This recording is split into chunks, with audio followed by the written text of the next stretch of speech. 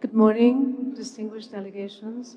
May we ask you to take your seats? The plenary is about to start. Thank you.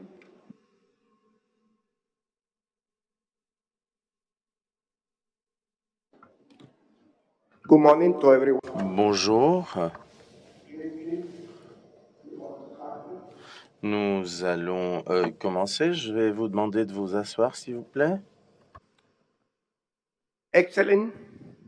Excellences, mesdames et messieurs. Je déclare la deuxième journée de la deuxième partie de la 14e séance de l'Assemblée de l'Agence internationale des énergies renouvelables ouverte. Je m'appelle Rafael Gomez del Giudice, vice-ministre de l'Énergie et des Mines de la République dominicaine, et je souhaiterais commencer par remercier le président de l'Assemblée pour m'avoir invité à présider cette séance plénière. Le président m'a demandé de vous informer, chers délégués, que la séance plénière est tout à fait fonctionnelle aujourd'hui, en incluant l'interprétation, les vidéos, le son et tout. Nous aimerions remercier toutes les personnes présentes pour leur compréhension hier et pour la première séance de l'Assemblée hier qui a été très positive malgré les problèmes et les limitations qu'il y a eu dues à la faute d'interprétation. J'invite les membres de l'Assemblée à se pencher sur le point 11 de l'ordre du jour, l'accélération et le développement de projets d'énergie renouvelable bankable et la plateforme de l'IRENA pour la transition globale. Vous avez devant vous le document sous le même titre, document A bar 14 bar BN bar 2. Cette séance plénière va se pencher sur les initiatives de facilitation de projets innovatrices de l'IRENA, sur les objectifs, les résultats obtenus. Et elle va ouvrir un espace de débat sur les défis et sur les histoires à succès et les investissements envers la transition énergétique pour atteindre les objectifs de développement durable. Et aussi, ça va être un espace pour que les partenaires de l'IRENA puissent analyser l'évolution des outils et des plateformes et qui ont été mis en place et leur impact en réduisant les barrières et en accélérant les investissements. Je souhaiterais inviter le directeur général de nous offrir ces remarques liminaires.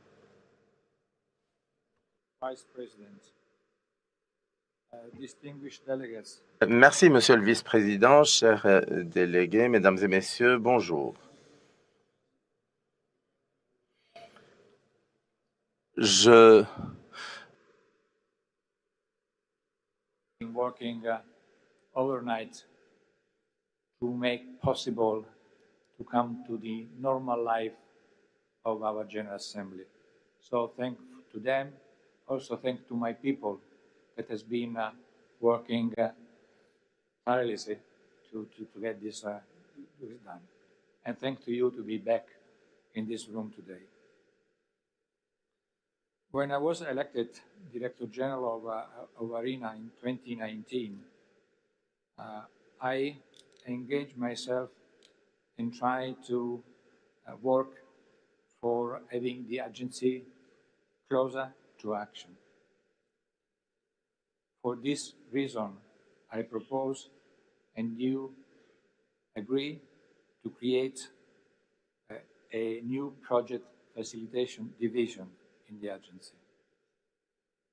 And in 4 years, we have been able to create 2 successful platforms that we are opening and will make the difference in the pathway to tripling renewable installed capacity by 2030.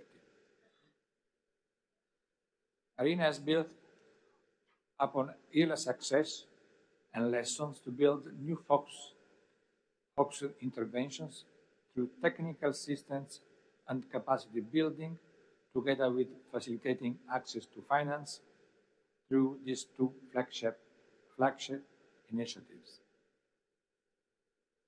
The Climate Investment Platform is mandated to mobilize capital to accelerate the scale of renewable energy technologies to meet national determined contribution and sustainable development goals compliance in developing countries. To date, 5 projects have reached final close in Albania, Benin, Indonesia, Malaysia, and Nigeria. Complementing the CIP, the Energy Transition Accelerating Financing Platform, ITAF, is an inclusive, multi-stakeholder climate finance platform created to advance the global energy transition by supporting the realization of renewable energy projects. ITAF aims to accelerate energy transition by directing finance into renewable energy projects in developing countries. By COP28, the ITAF assigned 13 strategic partners, which together made a pledge of $4 billion of finance toward renewables. I think that this number is more or less the pledge for the replacement of the Green Climate Fund. So our people think that this platform is relevant.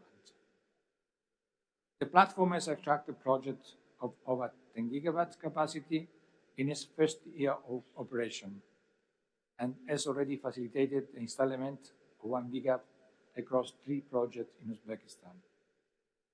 As new ambitions are being realized, the ITAF targets have been revised to reach at least $5 billion in funding and to support gigawatts of new project deployment by 2030.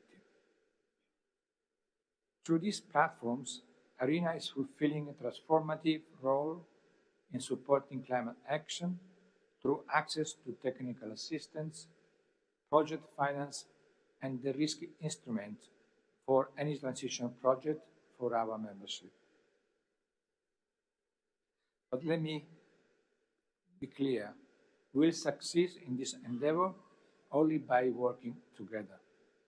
Each member country represented here is encouraged to explore the available tools, reach out to our experts, and start discussions that will transform into ideas and can manifest into transformative projects aimed at accelerating the much-needed energy transition. The IRENA Secretariat team remains at your disposal to provide further detailed information on both initiatives and any other facets of our work related to project facilitation. So please don't hesitate to contact our people. The upcoming session will discuss country and regional challenges impeding project development and deployment. It will propose ways and means to overcome these challenges and hence benefit from available local, regional, and international energy transition financing. Thank you very much for your attention. Back to you, dear Mr. Vice President.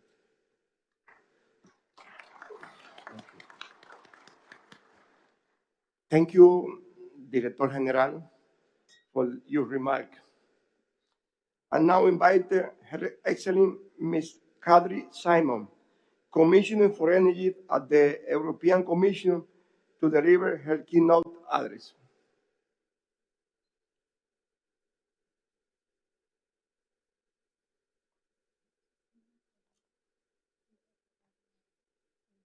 Ladies and gentlemen, good morning. It's a pleasure to address you all today. In public discourse, the tendency is to talk about the energy transition in terms of targets and numbers. And of course, these are important aspects. But ultimately, what the energy transition boils down to is projects making a difference for planet and people. Large projects like wind farms, smaller scale projects like rooftop solar, projects that are bankable, that need backing from investors. Over the past few years, EU energy transition has leapt forward at a pace of no one had predicted. Driving this acceleration is a strong political push. In the EU, it began already 5 years ago, in 2019, under the European Green Deal. And it intensified in 2022 as a result of the unjustified and illegal war that Russia launched against Ukraine and the urgent need to wean ourselves in Europe off from Russian fossil fuels. And it will continue as we enter the next phase of the energy transition focused on competitiveness. To ensure the energy transition becomes a reality on the ground, renewable energy projects need to be more profitable and bankable. And with this in mind, the EU has focused on 3 dimensions. First, we have simplified and clarified the regulatory framework. This is key. By cutting red tape and tackling administrative bottlenecks, investments will flow more quickly. The EU has taken action with new legislation and the exchange of good practices. A new law sets clear time limits for permit granting procedures. It mandates a single contact point for applicants to the phase out of paper-based communication. It also introduces a more strategic approach to spatial planning. For example, it designates areas particularly suitable for projects where they can benefit from lighter procedures or even environmental assessments. And this can be, for example, areas around motorways, industrial sites, or degraded land that cannot be used for other purposes. The second essential success factor is to give developers, off-takers, and manufacturers a clearer picture of the project pipeline and make the business environment more predictable. This allows them to better plan future investments. The recent reform of the EU's electricity market addresses this by making broader use of long-term contracts for clean power production. When public support is involved, a two-way contract for difference gives the developer more stability while ensuring that the state can receive compensation when prices are extremely high. We also will give developers and investors a clearer picture by requiring all EU countries to publish a calendar of their future renewable auctions, compiled in an EU-wide tool. For raising more private investment, power purchase agreements will ensure that off-takers have access to guarantees to cover long-term contracts. The European Investment Bank also recently put in place a guarantee mechanism, which will work as a de-risking scheme for wind turbine manufacturers. And finally, delivering the clean energy transition on the ground demands huge investments and reform, both of which the EU is delivering on. Under the REPowerEU plan to strengthen energy sovereignty and fast-forward the energy transition, we are mobilizing close to 300 billion euros. The plan taps into EU funding to finance investments in the clean energy transition. It also explores innovative financing mechanisms such as public-private partnerships, green bonds, and investment platforms to attract private sector investment and mobilize additional funding for energy transition projects. A lot of the investment being dispersed hinges on EU member states putting in place reforms. And this is critical. These reforms will have a transformational impact on the energy system and accelerate renewables deployment in the short term. Ladies and gentlemen, all this to say that the EU will continue doing all it can to get renewable energy projects off the ground, each and every project being a critical piece of our clean energy transition puzzle. Thank you very much for your attention.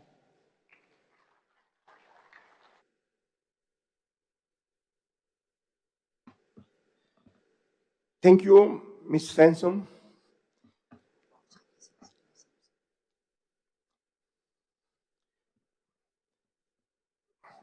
During the plenary session, we will hear insight from high-level panels of the speaker on the subject matter. This discussion will be moderated by Mr. John Defterios, visiting professor of business at New York University of Abu Dhabi, former emergency market editor and anchor CNN, followed by member intervention. Mr. Simpson, you have the word. Thank you again, Mr. Gomez. Nice to see you again. Director General, thanks for the invitation to do this very important session, and good morning. It's terrific to do this session, as Her Excellency Kadri Simpson was talking about, accelerating the development of bankable renewable energy projects.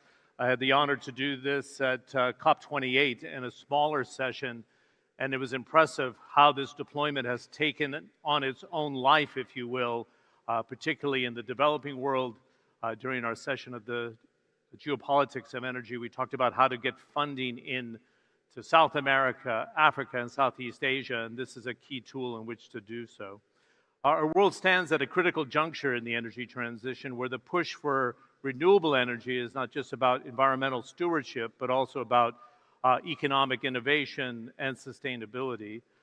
Today, we're focusing on leveraging IRENA's initiatives, like the Climate Investment Platform and the Energy Transition Accelerator Financing Platform. That's why it has the acronym that we have today. We are esteemed to have a fantastic panel to look at how do we develop more bankable projects, and it's got phenomenal representation going from the east to west and from the north to south. I'll introduce the panelists first, and then we'll get a briefing from the program's director. I'll be sitting on the far left if you're facing the stage, so occupy the second seat forward.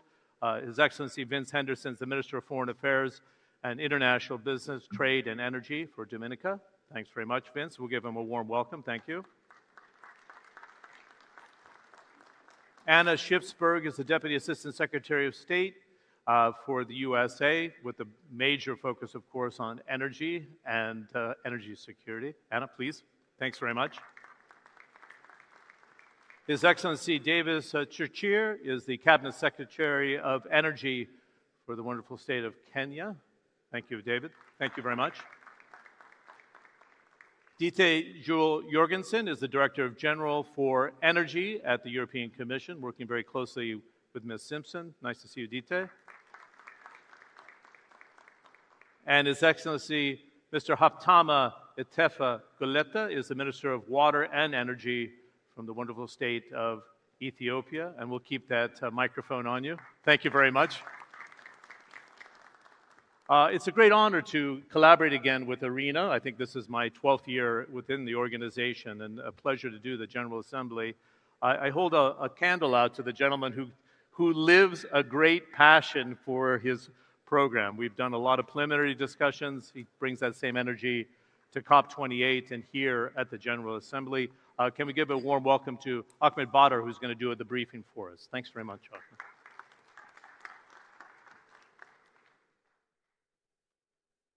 Thank you very much, John, for your introduction, and it's given me a pleasure to be with you today. I'm trying to be very brief to give the whole space for the distinguished panelists and also to all member states' contributions. So I was advised by our communication team that the best way to communicate what is the situation or the global outlook for the investment and how can we speed up energy transition is mainly to give a storytelling.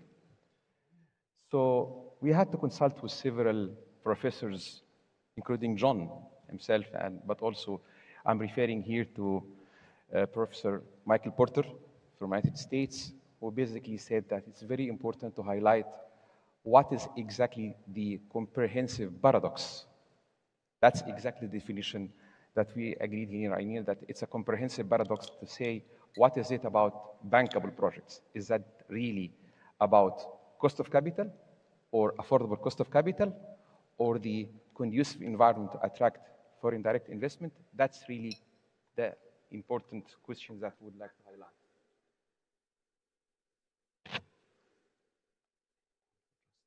To go for.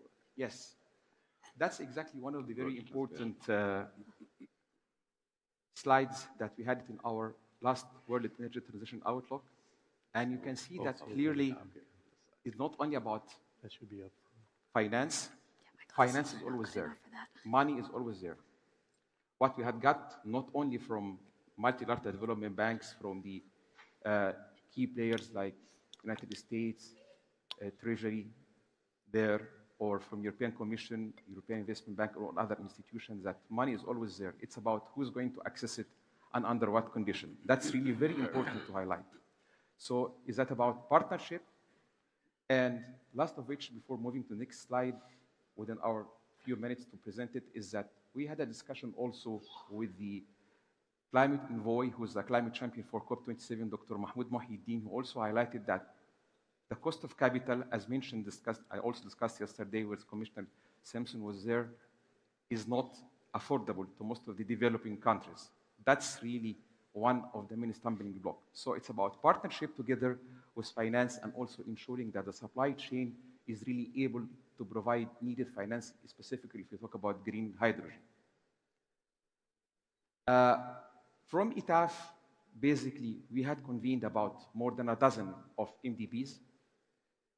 We have World Bank, represented by MIG and IFC. We have also other key partners from Europe, like EBRD, and all over the world, basically Islamic Development Bank. I don't want to count the 13, but they are all together. And for sure, the genuine partners who initiated the initiative with us is basically Abu Dhabi Fund for Development, together with other institutions from United Arab Emirates, like Emirates Development Bank, and for sure, Masdar, representing the foreign direct investors.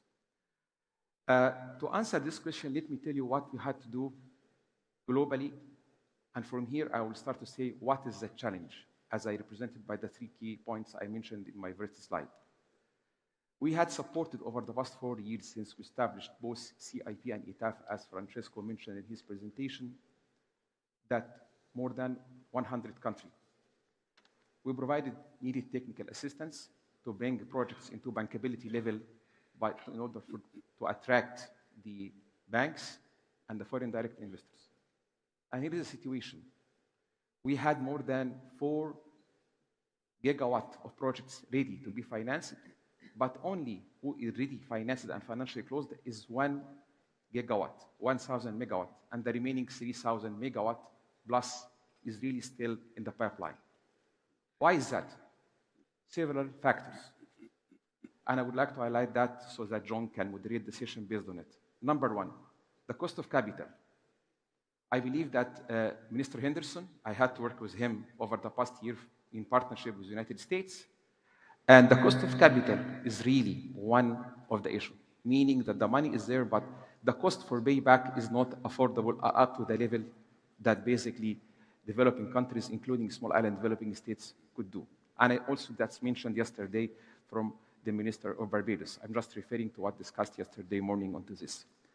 The other barriers is about de-risking projects. It's not only about currency exchange, but it's also about construction risk, and some of which in some countries, there is also what we call it war risk, not only geopolitical risk. So mitigation of risks for projects, specifically for renewable energy, along technology, stability, and maturity is one of the barriers that we need to look. Plus, for sure, the policies that most of the countries are not fitting with this. For all of these together, when we handle any project, we have to look at all of this. Just to give you a very important number, and I will leave it again for the hand of John, we have more than 45 types of risks has to be included. If it is compared with depleting resources of oil and gas, it's about 13 risks. So the challenges here are almost more than 3 times. Here, I just would like to summarize 2 important barriers or 2 important elements of the paradoxes that I referred to in my earlier slide, is that there is always a big problem about the project size or the mismatch between availability of funding, the appetite of foreign direct investors, who are representing more than 70% of needed investment for clean energy transition globally, specifically in the developing world. Even in developed world, I have to say that the numbers from our World Energy Transition Outlook are saying that even there is still some kind of about 20% mismatch in order to attract foreign direct investors as well as MDBs. But the most important issue I would like to highlight here is that basically about the other political barriers. The government political will is very important. And that's really what we always act on in IRENA, meaning that since the beginning when the DG took office about 5 years, we talked about we have to be demand-driven in order to ensure that the political will is always there. Basically, this is my last slide, that in order for us to mobilize or to put these 5 billion or almost reaching 5 billion investment under ETAF, we have basically to look for how can we articulate the demand? How do we create the demand? Creating the demand has to come also through what we call it smart approach for anticipate or attract investments. And basically, I'm referring to the 4 of the other initiatives that we are doing together. First, about creating new innovative models. And here is, I'm talking about a new partner who's coming to join us under ETAF, which is Africa 50. Africa 50 is a group of about more than 10 countries coming from West Africa specifically, together with about more than 7 central banks. And here is, there will be skin in the game coming from the African countries with their political will to do that for investments in renewable energy in Africa. And that's exactly what we are going to I would leave that also to John to discuss about a new initiative that in IRENA, together with the United States and European partners, specifically Germany and Denmark, we are doing a new EE for what we call it accelerating partnership in renewable energy in Africa, or APPA, that basically Africa 50 is joining us under ETAF to work on this together to put more investment. The other important initiative is about sustainable aviation fuel, or SAF. Sustainable aviation fuel is actually one of the very global important initiatives that we are partnering with the United Nations, ICAO, or International Civil Aviation Association. And yesterday, just only yesterday, we got a communication from the European Commission referring that they also wanted to join this important initiative, where basically under ETAF, we are considering to finance related reservoir for sustainable aviation fuel, as well as partnering with the major aviation operators like Airbus and Boeing in order to provide all needed sustainable aviation fuel and all needed investment. The one before last initiative is actually basically to go for the very important tools that was led over the past decade by European Union, and I believe that Dita will talk about it. It's about energy budget support. Energy budget support, or what we call it sector policy support programs, is very important tool in order for attracting or basically paving the way and clearing up all policy barriers and regulations that can attract more foreign direct investment. That's also a very important initiative. We are still considering that with our funding partners. It's not finally confirmed yet, but just to be very transparent that we are working with our partners on this, specifically EBRD and IFC. The one basically that I will end up with is basically to ensure there is a support all along the project cycle development. And here is, I would like to highlight the important need to continue with the support with our partners for technical assistance and capacity building, specifically for countries that are basically facing a lot of challenges, including geopolitical risk and climate risk. I will stop here, and thank you very much for listening to me. Over to you, John. Thank you very much. Thank you very much. A nice round of applause to the program director. I just want to remind our panel, we have 40 minutes starting from now, and we have 5 on the panel. So let's not read statements. I want to go through 2 rounds of questions and then allow it to open up if you want to follow up on each other's comments. I think there's a lot of commonality here. I think if I can start with Dominica, I know you have very ambitious goals for diversification. And I've worked with IRENA even on my course for NYU Abu Dhabi, looking at it as a hub for energy here. And the price tag has gone from $2.8 trillion up to $4.3 trillion a year annually. And if I go granular, South America, Africa, Southeast Asia, they're not getting the bankable projects. So How do you see ETAF working, Your Excellency, to unlock the funding to take that ambition into action, if you will, for Dominica? Well, thank you very much, John, and pleasant good morning, everyone. In the case of Dominica, we have made some heavy investments up front. And I will say it is through partnerships, the European Commission, the UK government, the government of New Zealand, and more recently our friends, the government of the United States through the Department of State. IRENA also has come in with technical support and advice. In order to get to that stage of having bankable projects, we had to invest heavily in de-risking. In our case, we are pursuing geothermal.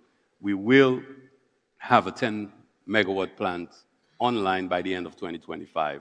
We signed an agreement with Ormat last December, and we will construct that plant as a first step to moving towards 100% renewable. We already have a head start with 30% of hydro and with some solar, mainly rooftop, not at utility scale.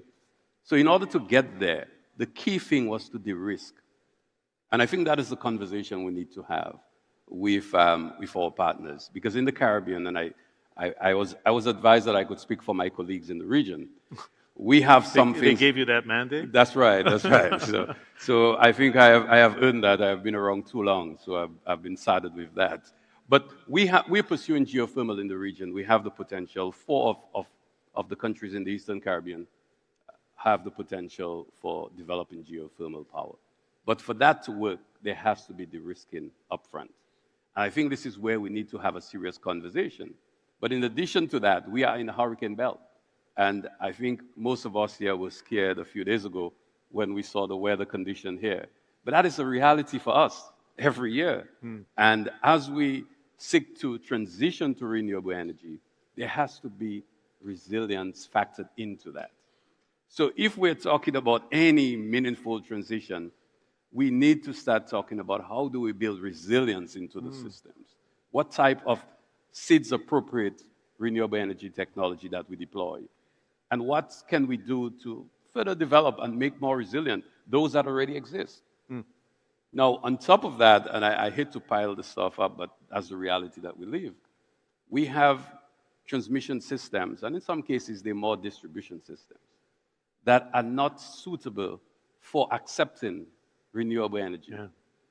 But it's intermittent, and in the case of geothermal, we need to upgrade significantly in order to evacuate that power from the main area of supply. So these are very significant investments, and I think we need to start having a conversation where we see transmission systems, in this case, as public goods that need to be financed. Now, where do we finance this from? And therefore, there has to be some sort of concessional financing blended with as much technical support as possible to reduce the overall cost to the consumer. Because I was very, very enlightened by the point made by the EU Commissioner. We are not just doing this to meet targets. We're doing this to improve the lives of our people. And if we see energy as a means of development, especially for developing states, there has to be affordability factored into that transition. So we need to consider the key factors, and I have to say, a lot of seeds move ahead, small island developing states move ahead to the transition, hoping that they would make it to their targets without making the necessary investments in the infrastructure, which is a transmission system, either smartening the grid or building grids that could actually carry that power. So that is essentially some of the ideas that I think... No, they're very good ideas. Actually, there's a great thread for the rest of the panel, so I appreciate that. Let's see if we can unpack that, Anna. I talked about the numbers that we need for deploying, but the minister brought up a very fair point of resilience. The loss and damage fund, I know was a priority for COP28, and they did unlock a lot of pledges.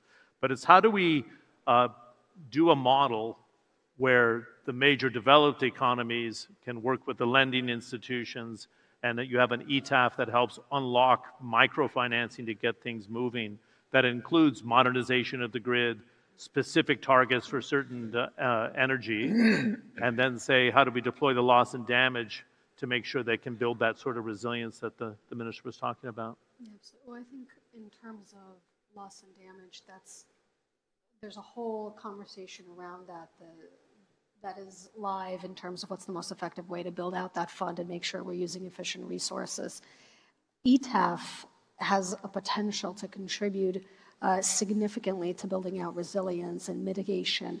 And how we look at it is it's a tool that brings in partners with a vision. And what I mean by that is we talk about the fact that we've had this great clean energy investment and it's not sitting in the emerging economies. We feel that. So I'll use an example because it's easier to see this as an example. I lead on the investment facilitation pillar for our partnership with the Caribbean to address the climate crisis.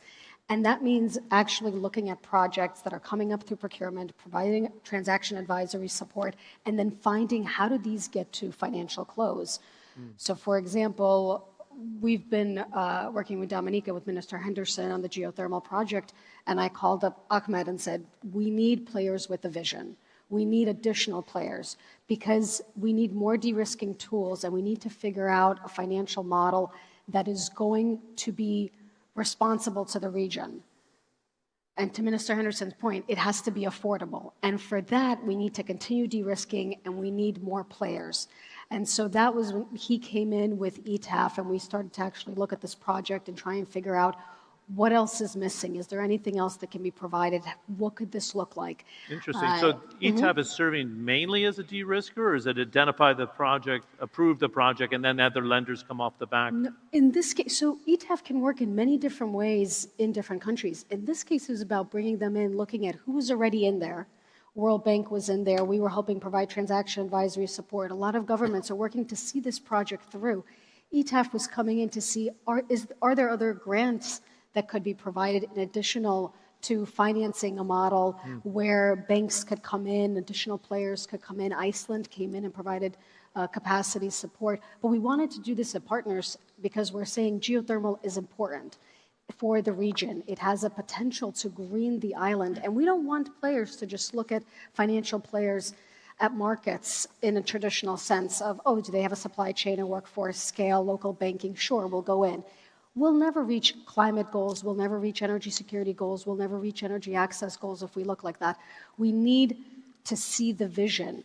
Islands have an incredible potential to boost their economy, to green their islands with these projects, and we need players to come in with that vision, not with the traditional sense of financing. And that's the potential for ETAF, to bring all of the network that Ahmed stood about to the fold and to say how many of you can actually come to the table and help with de-risking, and possibly also look at this differently and look at it as an economy and not just a project. Excellent. Thanks a lot for handling that. And I think the dovetailing of the messages that Mr. Henderson put out, I think it carries through the entire panel. Mr. Chakir, it's great to have you. And I know you've been blessed with this geothermal power. We heard from Dominica with the same sort of aspirations. How do we apply ETAF to expansion of geothermal, but the ability to roll out other renewable projects in Kenya? Thank you, John, and good morning, everybody. I think, like Kenya today deploys 50% in its energy mix from geothermal. And you may be aware that Kenya today posts a 6th position in utilization of geothermal worldwide. I know. Geothermal is a great baseload in that it's able to dispatch almost 100% of the time, less the time when you're doing maintenance. So we're doing today about 94% dispatch. When you then see geothermal being a very good baseload and having been fully de-risked in terms of what we do to be able to establish the true cost in proper compensation through the risking of the fields and so on and so forth, we are able to use geothermal as a baseload to leverage the other renewables in solar and wind, where the availability factor is very low, and therefore bankability can be a challenge. So by providing proper compensation in terms of cost of capital, return on investment, availability, in terms of the plant to make the whole thing bankable, we're able to get number of investors coming in to leverage on the competitiveness on the tariff offered based on the economics of dispatch and feed-in tariff that we are able to provide through the... Can I follow up with you, Your Excellency? Outside of geothermal, you're not having difficulties raising project money for wind and solar in Kenya then? I think having almost fully de-risked, there is a long waiting list in Kenya today for both wind and solar. You also may be aware that we developed the largest wind plant in Africa today, from one location dispatching 310 megawatts. And therefore, John, by leveraging and de-risking, ensuring that you provide an economic tariff for a good return on equity, return on investment, provide letters of support from government, you are able to really get in capital coming in to... So today we have actually a waiting list on solar, wind, and even geothermal, because the other point as per our least cost power development plan, you also want to develop and dispatch power to the grid that can be off-taken. So you want to match demand and supply, and therefore be able to ensure that you are not generating power that you don't need, and that way you are able to keep the right tariff that can return on the investment, that on the cost of capital. Okay. So that way, John, we are able to Excellent. really, yeah. What a fantastic conversation. So I'd love to, DT, if you can jump in here as Director General and pick up off what the Commissioner said of how do you see the toolbox. We heard Anna's views of how do you bundle with the others and unlock the capital by de-risking. How does this fit into the European Commission toolbox when you look at a country like Dominica or Kenya or Ethiopia to say, let's accelerate the transition on renewables? And there was some time spent on the taxonomy of whether we should be financing new natural gas projects in certain countries in Africa because they sit on some sizable deposits. How do you balance it out to say that renewables should take a priority, we can go off grid, we can have an impact on society, as Minister Chakur had talked about? Well, thank you very much, John, and thank you very much to Ahmed and the IRENA Secretariat for the excellent work. These platforms are really important to help make financing and investment happen in renewable projects. So the role of IRENA here is absolutely critical. We need this continued well-functioning of the agency to help make it happen. As Commissioner Simpson said in her keynote remarks, there's a lot of progress in Europe. And I think what's interesting about that is not so much what we do, but to what extent can what we do in Europe be used in our partnership with other countries, in our cooperation with IRENA? Are there lessons learned? Are there instruments to help financing and investment happening that we can share with others? And that's what we are trying to do. We have our global gateway where we have about 300 billion euro planned between now and 2027, really focusing on renewable energy. And you say, why renewable energy? There are other energy projects as well. But I think you said it very well. Energy is also about access. Affordable energy is not just a transition. It's about access to energy. It's about development. So it goes beyond the investments themselves and into the question of a fair global transition and sharing that access. I think what you have been doing and investing in Kenya is a very, very good example of that. One of the big challenges we see in relation to investment and financing of renewable energy projects in countries in Africa, for example, is the cost of capital. You mentioned it, Minister. It is very, very high. And the reason for the high capital cost is not that there's a lack of capital. There's plenty of capital out there to be invested and to be invested in renewable energy. So we need to be better. We need to work together at identifying what are then the bottlenecks. One of the things we see is concerns about risks. I think there's a tendency to overestimate the risks. So we need to go in and clarify where we can, help create the stable regulatory frameworks that lowers the perception of risk. And then we need de-risking instruments. And that brings me back to what we've been doing within the European Union, because we have had challenges as well in getting the investments where we need them to go. And we have created a number of de-risking instruments, including with the European Investment Bank. And there are some lessons learned there that we hope to be able to share with global partners to help de-risk investments into renewable energy in Africa, for example, but really in all parts of the world to make it happen. So there are lots of good examples. We've got our investment package with Africa under the Global Gateway. It's 150 billion euro, really aiming to leverage private investments because we need private funds. Otherwise, it's not going to happen. We do that not just the European Commission, but really working as what we call Team Europe. So the European Union and the 27 member states, which is a way of leveraging capital as much as possible, getting as much together for cooperation.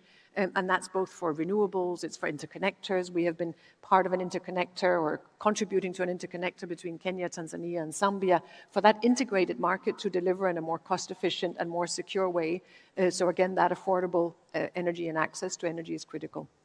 Great. So we will continue our efforts there, including under the IRENA platforms, which really are important to help make it happen and bring these things together. Great. I'm going to circle back here, too, on de-risking and ESG, particularly for Africa and island states as well, because sometimes ESG screens seem as an excuse why not to deploy money, and I'd love to get the perspectives of the panel on that, so where ETAF can help give some comfort to the institutional investors even.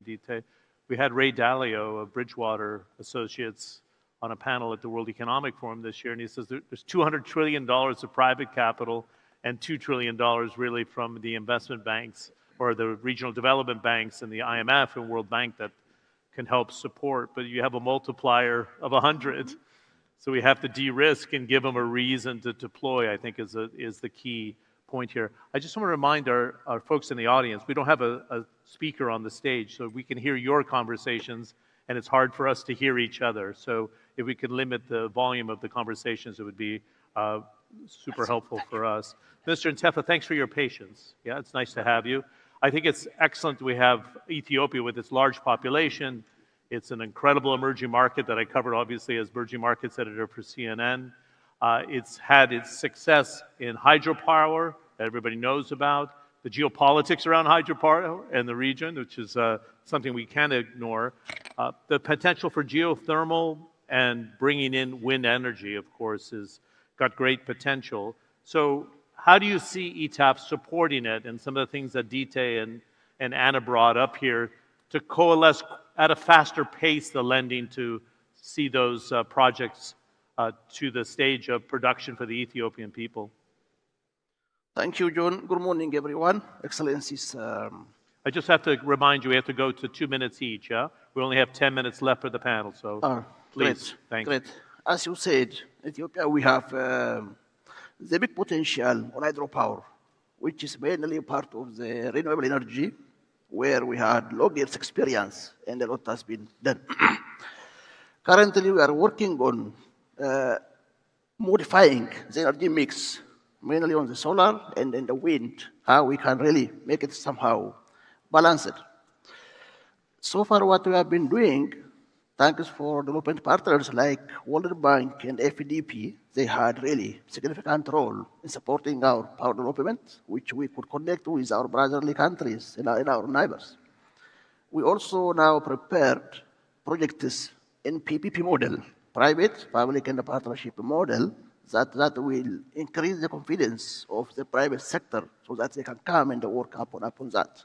We do have series of projects that has been prioritized from solar, from wind, and from hydro itself, where people can come and then invest in that area. I think those are the places where the climate investment program or the ETAF can really get interested upon that. The role of IRENA is to create that platform, how really we can sell the ideas, what we have prepared so far that has been done. From the current energy access, 92% is from hydropower, which for sure we can say is green and renewable. And this, I think, makes us more preferable for bankability as well, in terms of climate and in terms of its profitability. Of course, when we think about hydropower, we have to think far, how to sustain. because the climate change should not impact on the hydropower. So the government, especially His Excellency Prime Minister, the last 4 or 5 years, has initiated an idea of green legacy, where we have to treat the catchment, the water body, the dam, life, and the so on, are that we are doing. So additional point where we need the CIP and ITAF is where we can go for the off-grids from the solar, from the wind, and even from the geothermal with our Kenyan brothers. Really, we are sharing good experience also from them. Yeah, it's incredible you said about climate change and impacting hydropower. I never thought about it in that context. We've seen what's happened to the Suez Canal with the water drop, the Panama Canal having its own troubles, geopolitics weighing in on the Red Sea, which you cannot ignore, right, because it's in your neighborhood.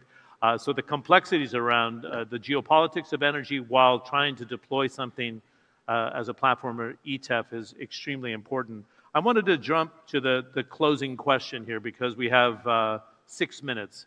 So I need interventions of 90 seconds or less, yeah? So I'm going to riff with you, and you heard what we said on the first round. One of the things that I singled out was governance, because we had that conversation yesterday. Why isn't Africa getting more money? Why isn't South America getting more money? And the role of ETAF to help de-risk and governance, I think, is a key issue. I think if you reflect on today's discussion, what do you think is the single next big thing for Dominica, for example, that you need to see happen to have this lending come together and you move at a faster pace? Do you want to take that, Mr. Henderson? Well, interestingly for us, we have more geothermal potential than we can utilize, even if we were to grow by a factor of, say, 10% every year for the next 10 years. So we have a great resource. The next step is, how do we utilize that resource? How do we take advantage of the fact that we, within our neighborhood, can provide power to other countries? So we're talking about scaling up. I think it's really scaling up, but the risking part is very important. So we come back to that all the time. But we could scale up. We could consider the development of green hydrogen as a great potential. And as a matter of fact, we already have been moving towards that direction so that we could actually start producing green hydrogen in the near future. Can we scale down the price of green hydrogen?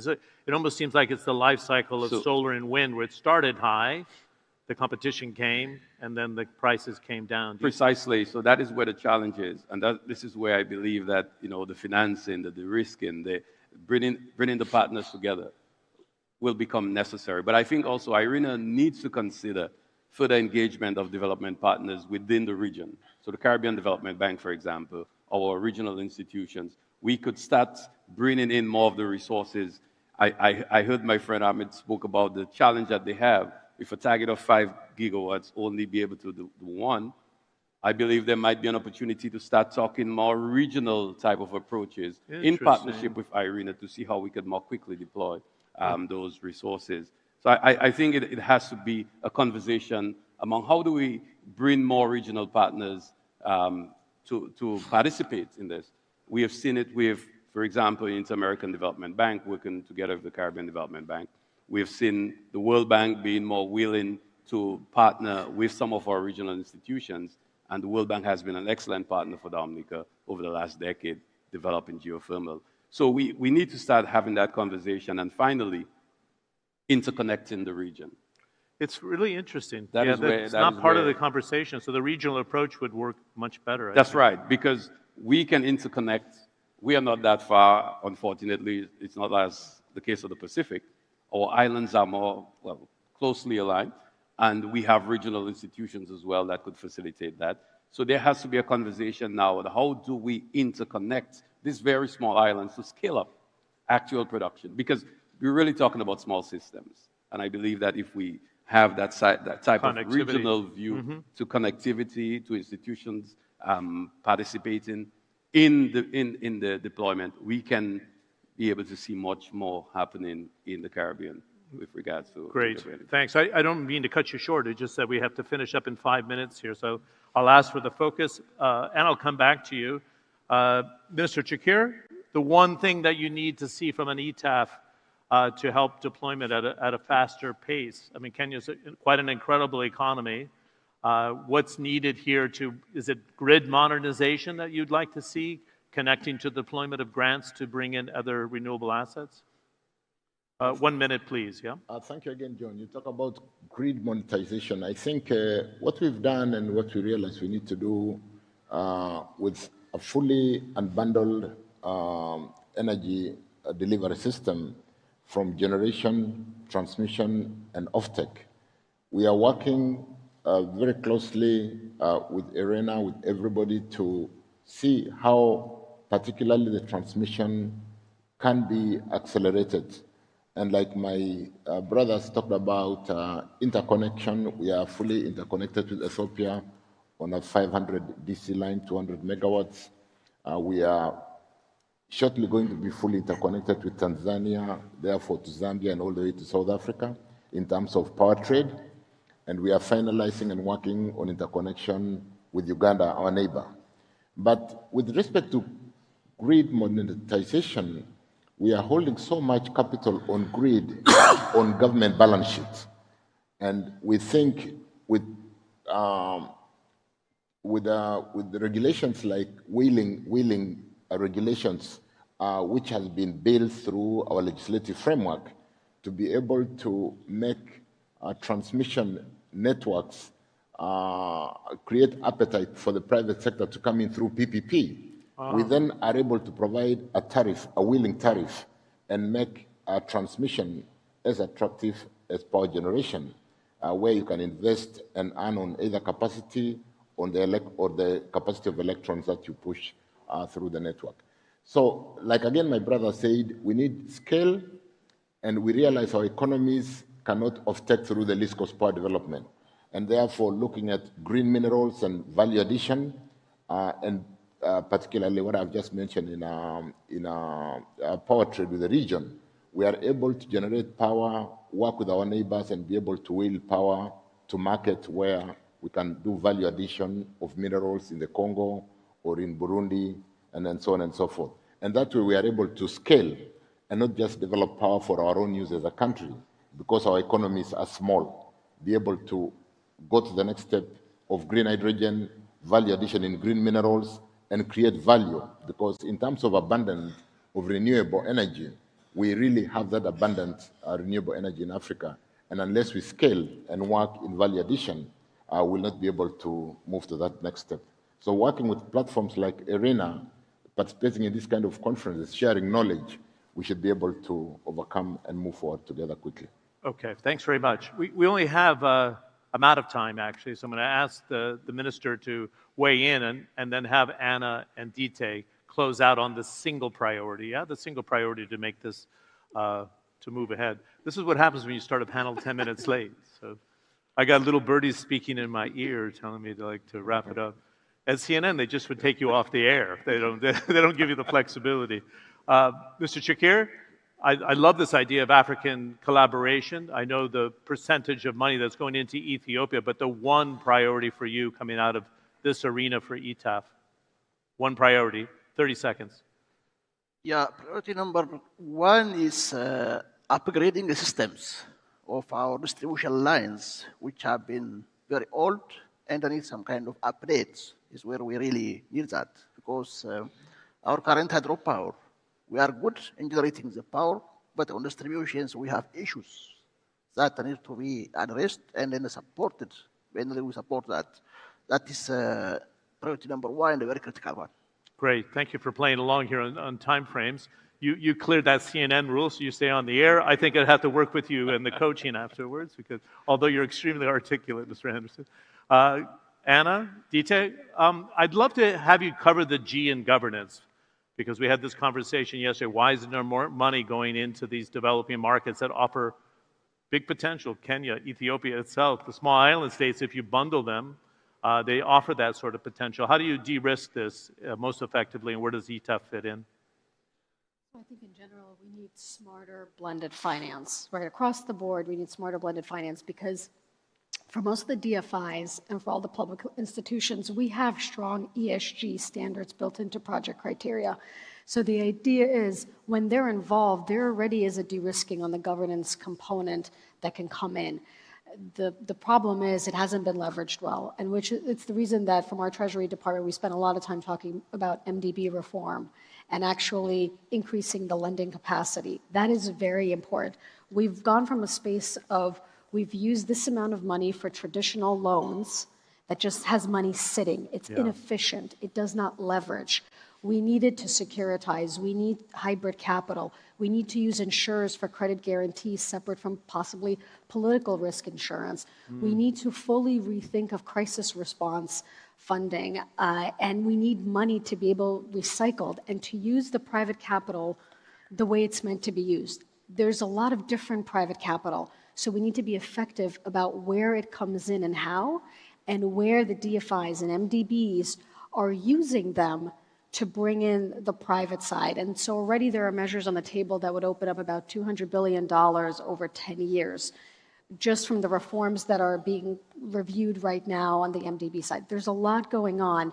There's a lot of potential without changing the credit ratings of the MDBs, and same for the other institutions. We're putting in additional money in different funds, working with Denmark, working with Nordic countries, to be able to put in credit risk guarantees, to be able to put in blended finance funds to get money out there. It's good. I saw a lot of progress at COP28 because it was given priority.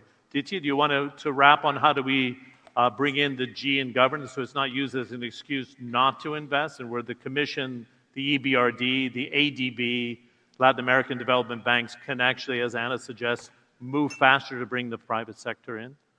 Can you wrap that? Thank you. So many good points have been made, and so I'll try not to repeat all the good points, but rather try to point to a different aspect of it that needs to be integrated into the de-risking efforts. We need to look at it as a system approach. Renewable energy requires a whole system. It requires scale. It requires regional cooperation. It requires grids. It requires storage. And actually, your points about hydropower made me think of storage, because hydropower has this beauty of both being an energy provider, but also providing significant storage. And so in order to get the investments going, you need the regulatory predictability, but you also need the whole system. Storage and energy security can be about the interconnectors that you pointed to. It can be about the storage in your hydropower system. It can be many different things in different systems, but you need a system. So that framework, we have to help each other draw from the lessons from across the world. Thank you very, very much. It's interesting because one thing we did clear at COP28 is not one size fits all. So hopefully within that troika structure as well, as you say, to have a system that can look at a country individually and then say, how do we plug it in regionally would be a huge help. I'd be very formal and mention each one of your names again, but I do need to close. Thanks a lot for playing along and being very succinct, especially on that second round, which was a challenge. Number one, can we give a nice round of applause to the panelists, and we'll bring the Vice President back up. We'll bring you down. Thanks. Clap for ourselves. Thank you. Mr. Gomez, thanks. Sorry we had to use that extra 5 minutes, but I think it was very well worth it. If you can do a quick one while he's talking. Thanks. We'll do a quick group detail. We'll do a quick.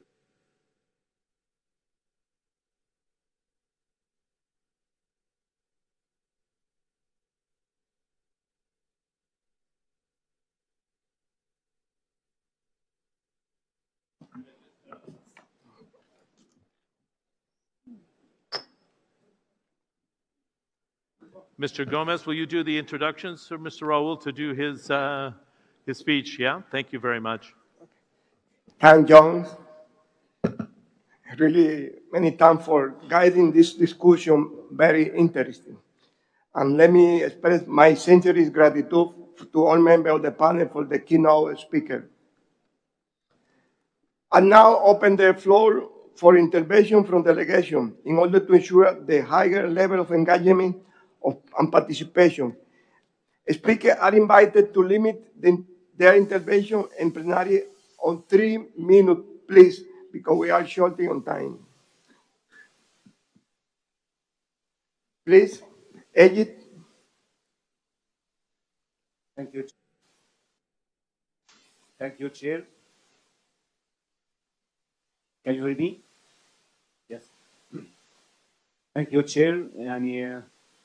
First, I would like to thank all member states, and I would like to thank IRENA Director General and all staff for all efforts to support development of renewable energy all over the world. But if you please, if I can deliver my intervention in Arabic, please, you can use the headset, please. مداخلتي الحقيقة بقولها من واقع إن مصر بتقوم بدور الكو-فاسيليتيتور لتيسير المناقشات اللي بتتم بين كل الدول الأعضاء بهدف الحصول وبهدف حشد التمويلات للطاقة المتجددة. وأنا بشكر في هذا الإطار أيرينا لتكليف مصر مع دولة النمسا الشقيقة لقيادة هذه المناقشات. الحقيقة تم عقد عدد من الاجتماعات قادتها مصر والنمسا، وتم الوصول إلى عدد من التوصيات تم رفعها لسكرتارية الأيرينا. وفي هذا الصدد أنا بؤكد حرص مصر على استمرار هذه المناقشات للوصول إلى مستخلصات نهائية يمكن دعم قضية حشد التمويل. أود هنا أن أؤكد من وجهة نظر مصر أن موضوع التحول في الطاقة العالمي موضوع غاية الأهمية. أولا لتحقيق أهداف باريس لحماية الكوكب والحفاظ على الموارد في كل دولة وكل منطقة، لكن من الأهمية أن احنا يجب أن احنا نؤكد على أنه يكون تحول عادل في الطاقة يراعي ظروف كل منطقة وكل ظروف كل قارة، وخاصة الدول الأفريقية والدول الأقل دخلا والأقل نموا. أيضا يجب أن يراعي الموارد المتاحة في كل منطقة. الحقيقة اتفاق باريس لما حدد هدف 1.5 درجة مئوية وضع شروط لتحقيق هذا الهدف ووسائل للتنفيذ، على رأسها تدبير التمويل اللازم لذلك. وتم إنشاء عدد من مؤسسات التمويل الدولية، على رأسها الجرين كلايمت فاند اللي كان بيستهدف حشد حوالي 100 مليار يورو أو 100 مليار دولار سنويا، لكن للأسف أن الواقع على الأرض حاليا لا يعكس ذلك. فنحن بحاجة شديدة النهاردة أن احنا نعيد تقييم الموقف ونرى ما هي التمويلات المتاحة حتى نستطيع تحقيق هذا الهدف. في مصر حالة احنا استطعنا على خلفية الدعم السياسي وعلى خلفية السياسات والقواعد اللي تم وضعها في مصر خلال ال7 سنوات الماضية ان احنا نصل الى الطاقة المتجددة حاليا الى حوالي 20% من الحمل الأقصى، ولدينا هدف نصل إلى 42%. كل هذا الإنجاز الذي تم كان اعتماد على موارد ذاتية خاصة بالدولة المصرية دون الحصول على تمويلات كبيرة من المجتمع الدولي. ده يعني إن احنا في حالة الحصول على دعم دولي أكثر وخاصة في مجال التمويل ودعم التكنولوجي وخلافه، إن احنا نستطيع تحقيق الهدف ونساهم في تحقيق الهدف الدولي في هذا الإنجاز. لابد ان احنا في هذا الإطار نؤكد على ان لابد ان يكون الحوار ما بين الدول المتقدمة والدول النامية من واقع الوين وين سيتويشن، عندما يكون الدول المتقدمة تراعي ظروف الدول الأفريقية وتراعي ظروف الدول النامية، نستطيع تحقيق هذه الأهداف اللي بنسعى جميعا إلى تحقيقها. مرة ثانية بحب أن أؤكد أن احنا إن شاء الله مستمرين في تحقيق في تدبير وتيسير التسهيلات. وأضع بس كلمة مداخلة مع زميلي عضو رفض المصري. Thank you so much. أود التأكيد على الموقف المصري من موضوع التمويلات اللازمة للدول الأفريقية الذي تبنته مصر خلال مؤتمر الأطراف في شرم الشيخ 27 وتم التأكيد عليه خلال مؤتمر كوب 28 في دولة الإمارات العربية الشقيقة، ألا وهو يجب زيادة مصادر التمويل سواء من ناحية الحجم وأيضا شروط وإجراءات النفاذ إلى هذا التمويل، ثم وضع الإجراءات اللازمة لتيسير الضمانات الحكومية وبالذات للدول النامية والدول الأفريقية حتى يستطيع القطاع الخاص للنفاذ إلى تنفيذ المشروعات الحقيقية للطاقات المتجددة في الدول الأفريقية وتحقيق النمو، ذلك بجانب توفير المنح على المنح للدول الأفريقية لتنفيذ البنية الأساسية اللازمة لدخول القطاع الخاص لتنفيذ مشروعات الطاقات المتجددة وصولا إلى أهداف التحول الطاقي العادل الذي أكد عليه زميلي. شكرا جزيلا.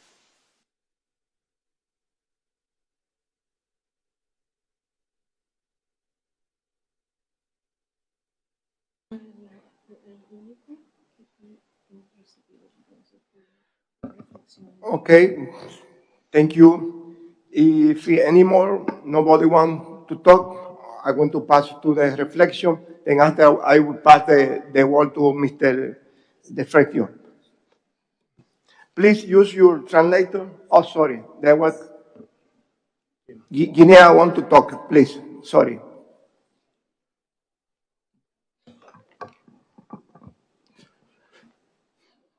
Bonjour à toutes et à tous. Je veux remercier vraiment le vice-président pour la direction de cette session matinale et grand merci à monsieur le modérateur ainsi qu'aux différents intervenants dans le panel passé. Et j'aimerais attirer votre attention sur un fait essentiel. S'il y a des montants qui sont prévus pour les énergies vertes, pour tendre vers la transition énergétique le plus rapidement que possible, et qu'il est remarqué et su de toutes et de tous que l'Afrique ainsi que certains pays en voie de développement n'ont accès qu'à une toute petite partie de ces montants. Je me dis qu'il faut mettre l'accent sur le renforcement de capacités. Vous parlez de projets bancables. Vous parlez de méthodologie d'avoir accès à ces fonds. Il faut commencer par la base, c'est-à-dire renforcer les capacités, non seulement sur le plan gouvernemental, avec par exemple les premiers ministres, les ministres des Finances, pour savoir quel est le circuit financier qu'il faut exactement respecter, mais aussi au niveau technique, avec les ministres en charge de l'énergie, mais aussi les points focaux de IRENA. C'est sur ce point que je voulais attirer l'attention. Du reste, je pense que la transition énergétique peut être accélérée en ne laissant personne de côté. Merci.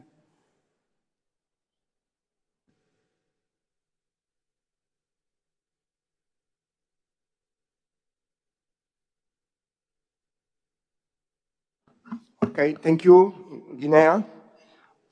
Okay.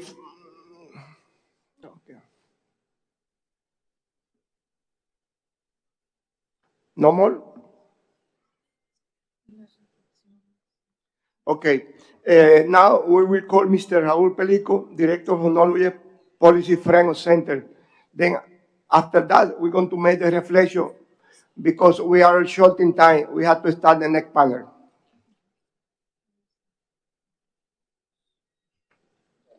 Presidente.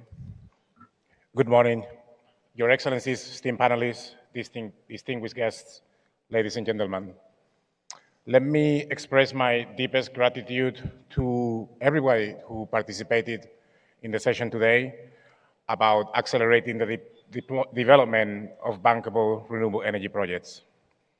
As I start my tenure as Director of the Knowledge, Policy and Finance Center, your insights will guide IRENA's thought leadership and also investment stewardship. As mentioned in the session, more efforts are needed to scale up investments globally, especially in countries that are most in need of renewable energy deployment, particularly in the Global South. In 2023, energy transition-related investments exceeded $2 trillion, with emerging markets and development economies accounting for half of that. However, when we exclude China from that figure, it turns out that only 14% of those investments went to developing countries. On a per capita basis, advanced economies making up 14% of the world's population attracted 5 times more investment per capita than 154 countries, excluding China, that make up 2/3 of the world's population. When it comes to least developed countries, this country attracted less than 1% of investments, on average between 2013 and 2020. And the disparity of renewable energy financing keeps increasing. Renewable energy investment per capita in Europe and North America was about 22 times higher than in sub-Saharan Africa in 2015. In 2021, this figure is 41 times higher for Europe and 57 times higher for North America compared to sub-Saharan Africa. This is really far from a just and inclusive energy transition. In that spirit, today we explore innovative solutions to overcome the barriers, and this is where IRENA's platforms, such as the Climate Investment Platform and the Energy Transition Accelerator Financing Platform, are examples of some of the tools that can help us make renewable energy projects investment ready in developing countries. We have seen a critical role for public financing here in moving projects towards bankability. However, the focus on bankability also leaves many countries behind, particularly because the risks perceived are really holding back the private sector. So really, we need a new paradigm when we think about bankability, one that goes beyond bankability. And at IRENA, we're starting to use a term that we call impactability, one that looks at the benefits that go beyond financial indications. We will continue to analyze the potential for the way forward at IRENA and advocating for an increased focus on project impactability and not only bankability. At IRENA, we look forward to partner with all of you in this effort. Thank you.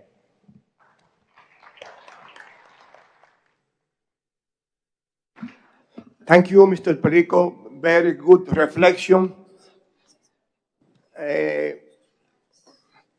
I would like to say thank to all for the participation on the assembly.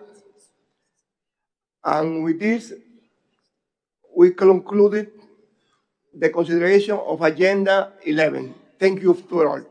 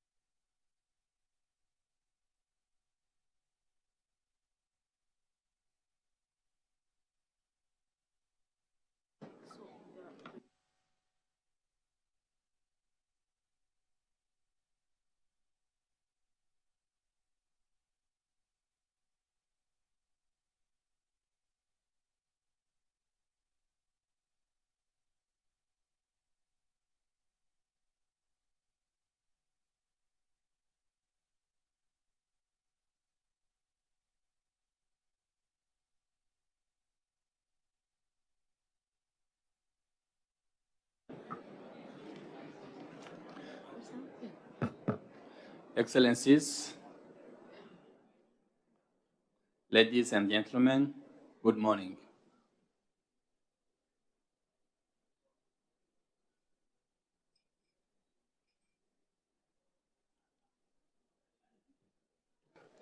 I now invite the Assembly to turn to Agenda Item 13. It is plenary session on accelerated renewable deployments in Africa.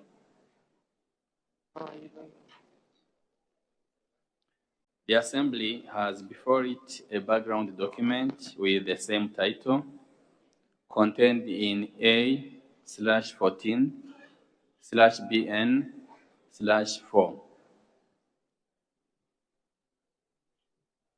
Excellencies, ladies and gentlemen, distinguished guests, it is with a great honor that I welcome you all to this high-level ministerial event convened to discuss the profound potential of renewable energy in Africa and the avenues for harnessing this potential, most notably the Accelerated Partnership for Renewables in Africa, APPA.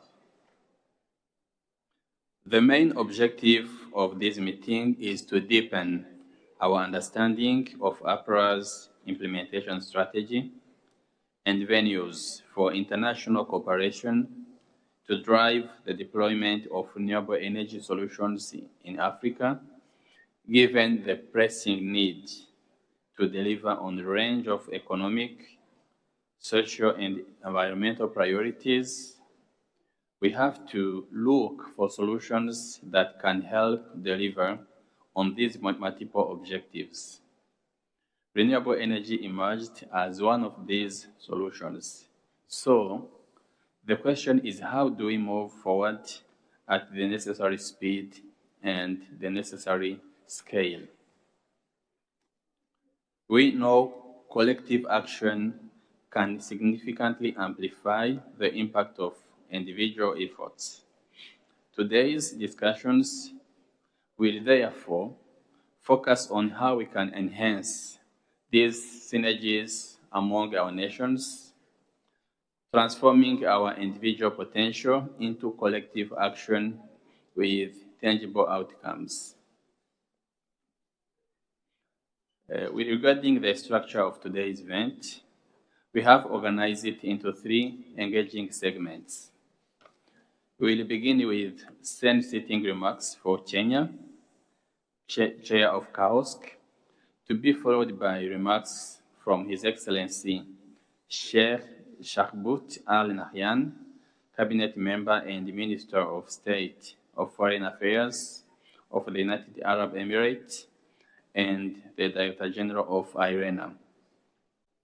The second segment will cover interventions from various countries, providing an opportunity for each nation to share insights and progress on their renewable energy initiatives under APPA, as well as interventions from our partners whose invaluable support and collaboration are essential to our shared success. Lastly, we will transition into an open discussion, allowing for a dynamic exchange of ideas and strategies for fostering a richer understanding and innovative approaches to our common challenges, to be followed by the closing session. I invite you all to engage in this conversation so we can learn from each other and accelerate progress in Africa and beyond. Thank you, and I look forward to our fruitful discussions and collaboration today. I would like now to invite His Excellency Mr. Davis Churchill, Cabinet Secretary for Energy and Petroleum at the Ministry of Energy of Kenya, for his introductory remarks. You have the floor, Your Excellency.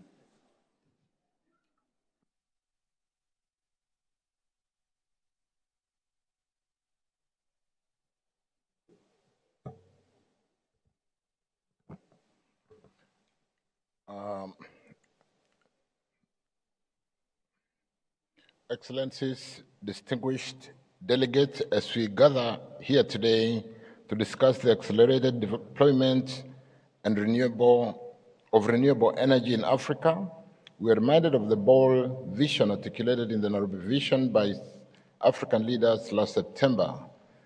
This vision envisioned a thriving, resilient continent that embraces climate-positive growth in its vision that Kenya fully supports. The declaration calls for at least 300 gigawatts of renewable energy by 2030. For Kenya, this is a natural extension of our energy strategy. With 93% of the grid already powered by renewables, Kenya energy strategy exemplifies our commitment to harness our abundant natural resources for sustainable development. We are close to achieving our target of 100% clean energy by the year 2030. Through the accelerated development of geothermal, solar, wind, and other renewables, we aim not only to achieve energy independence, but also to propel our economy forward as a green industrialized powerhouse of the 21st century. Yet, despite our vast abundant natural resources and untapped renewable energy potential, Africa faces challenges in accessing appropriate investment and finances for essential services, unlocking economic opportunities, and climate change intervention. The lack of significant and appropriate finance and investment mechanism present a significant barrier to realizing our ambition. We recognize the need for a holistic approach that addresses both climate and development priorities tailored to the unique needs of our communities. Africa finds itself trapped in a vicious financial and investment cycle. The scarcity of appropriate finances severely constrains our capacity to invest consistently and strategically in basic infrastructure, social services, and climate change initiatives. As a result, the absence of this critical investment inflates the risk premiums tied to accessing financing. These heightened premiums in a vicious loop exacerbates Africa's struggle in securing the essential investment needed, prolonging a detrimental cycle of financial stagnation and delayed progress. And this is a path we should be determined to divert in the realm of climate change financing. Our President of Kenya, His Excellency Dr. William Ruto, has been in the forefront in advocating a climate change finance architecture which is equitable and of equals. He has strongly believed that Africa needs a new financial model where Africa is not left behind, but is better equipped to combat climate change alongside its counterpart across the globe.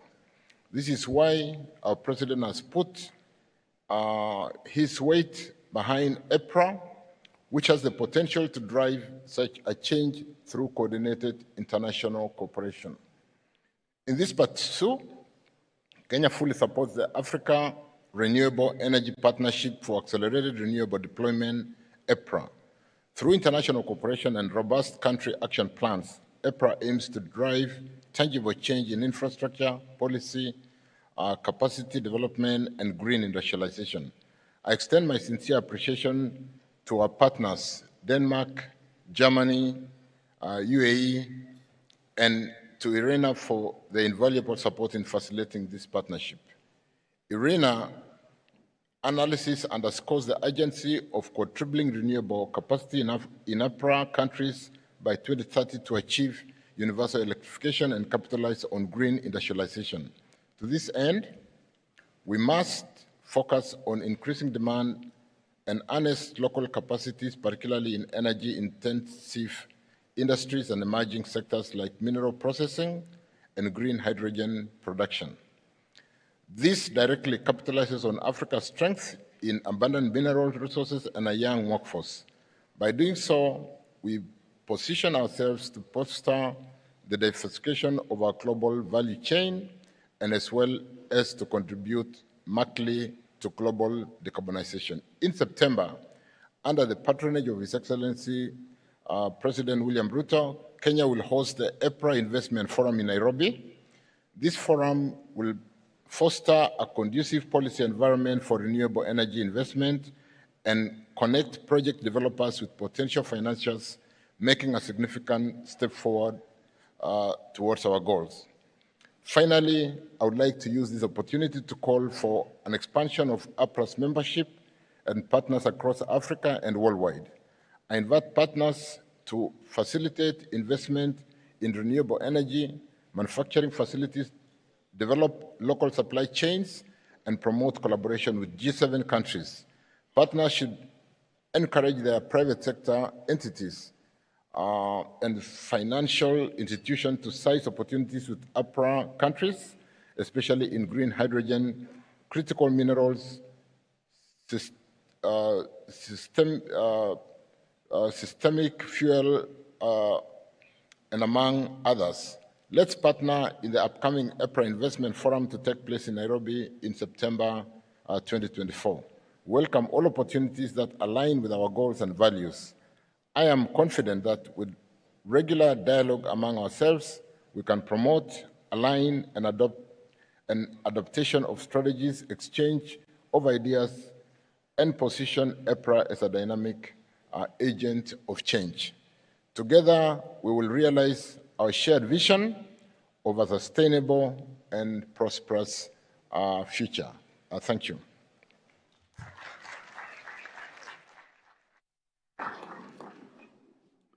Thank you, Your Excellency, for your remarks.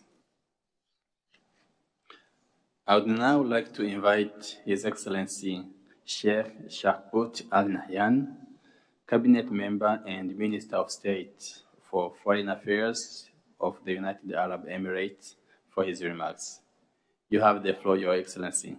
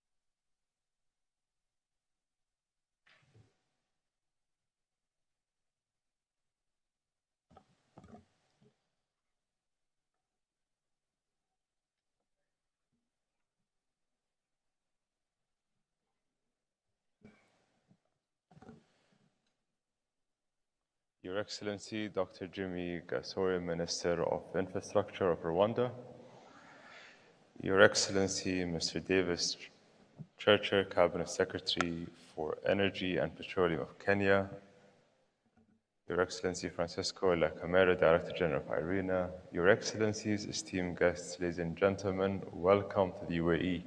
We're extremely pleased to have you here, and I hope you have a blessed and enjoyable and a fruitful time here in our country.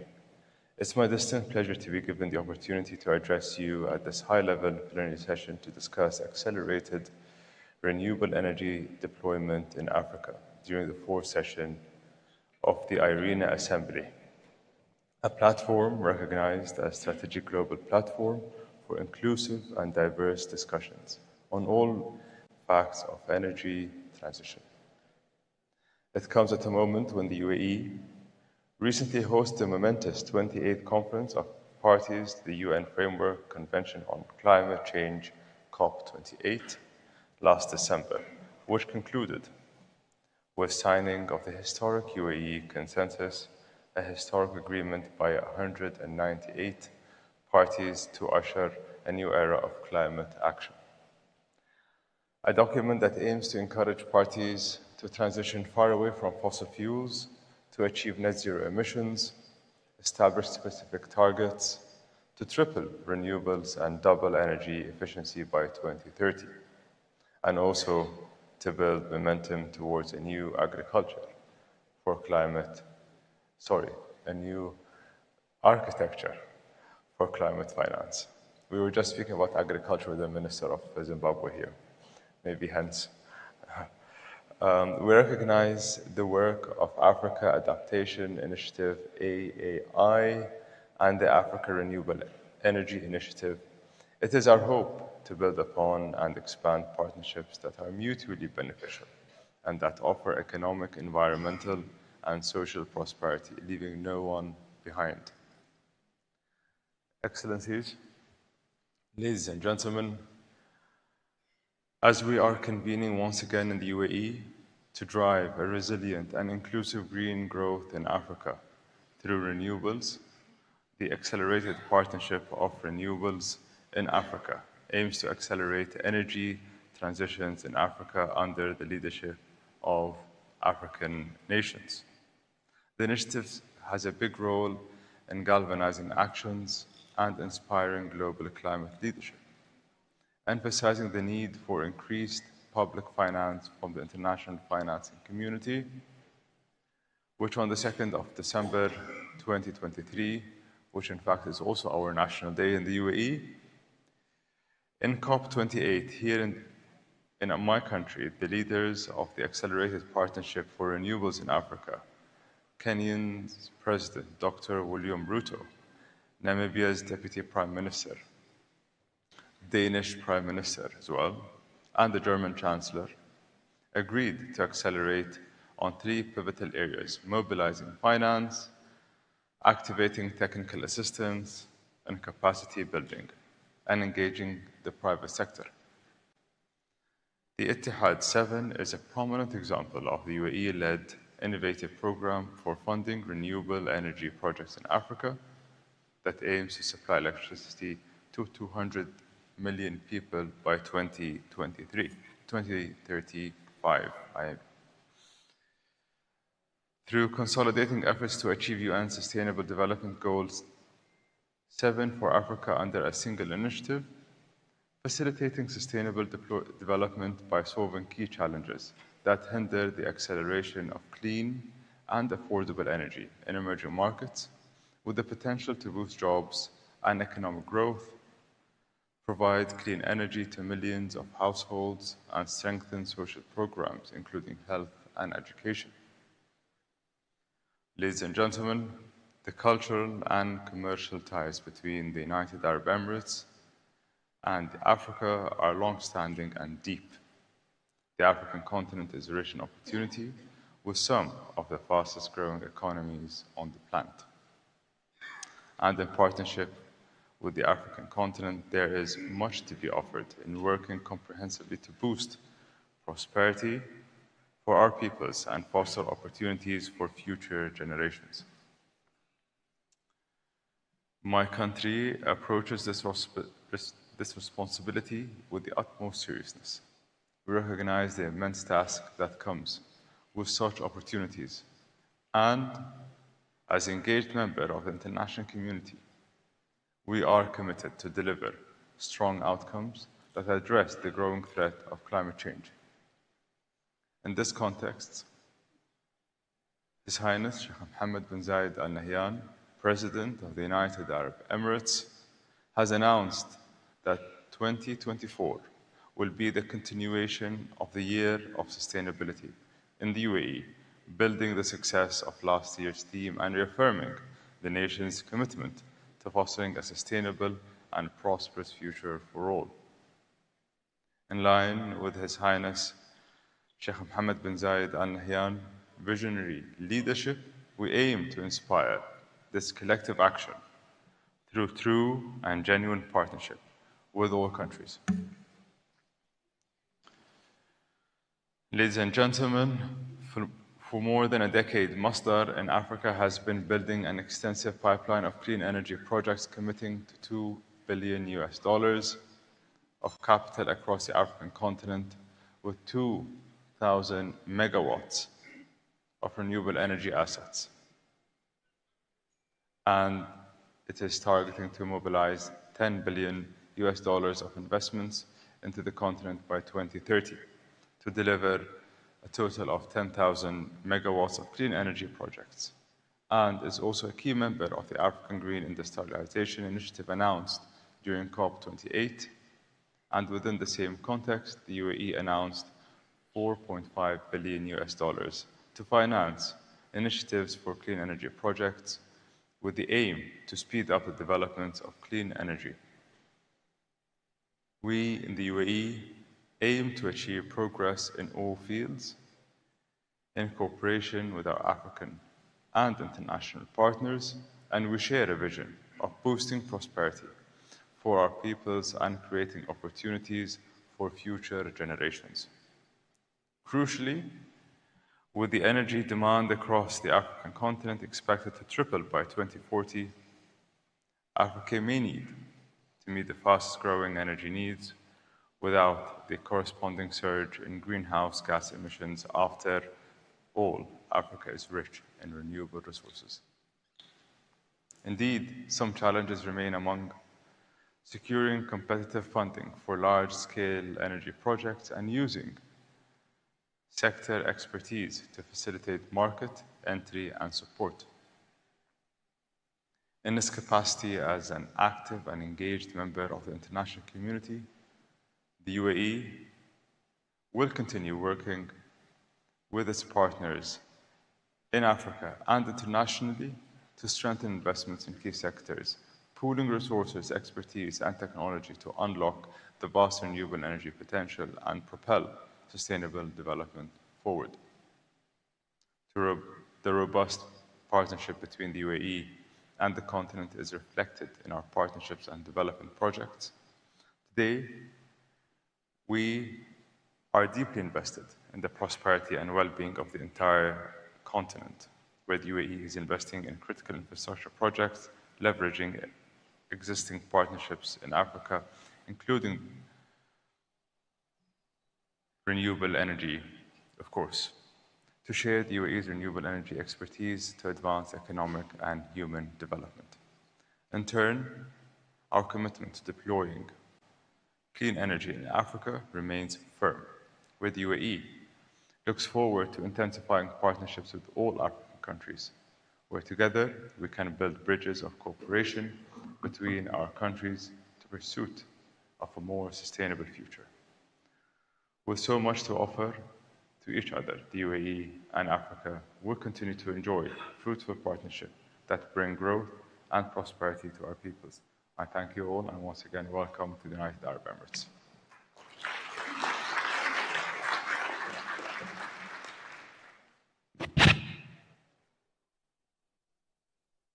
Thank you, Your Excellency, for your remarks. I would like now to invite the Director General for his introductory remarks. You have the floor, DG.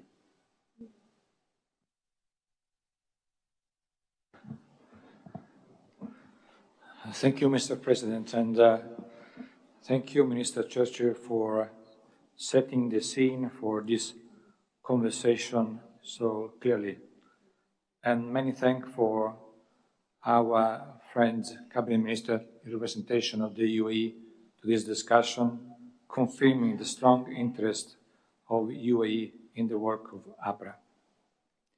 This is the first time that we are discussing APPA in the Assembly, but we have been discussing it among ourselves for some 2 years now. The opportunities for renewable energy in Africa are immense, but they are not being fully realized. Yesterday, I reflected on this as well. In 2023, record deployment was being reached in other parts of the world. Africa's share stood at 1.5%. And this is where APPA has the transformative potential to reshape the renewable energy landscape in Africa and to serve as a blueprint for other regions. The priorities set by the African country for the coming years are clear. Affordable finance and participation of the private sector underpinned by capacity building and technical assistance. Let me give a concrete example. On IRENA ITAF platform, 55% of the projects received are from the sub-Saharan African region. However, these projects are primarily saved in draft form and not submitted for ITAF assessment and financing consideration. This indicates that the majority of projects looking for financing in the region are facing challenges in business development stages, while their expected impact will cover over 220 million people, nearly 1/4 of the African population. But we have been speaking about problems and obstacles for a long time now. We understand what they are. In most cases, we have a pretty good idea on how to solve them. Some of the solutions need to come from reform of systems and structure, most notably of Multilateral Development Bank and IFC. And the other will come from our collective will to try new avenues and reimagine how international cooperation can work. And this is how we are approaching APPA. First, APPA stands on the foundation of country leadership with strong support of partners in a process facilitated by IRENA.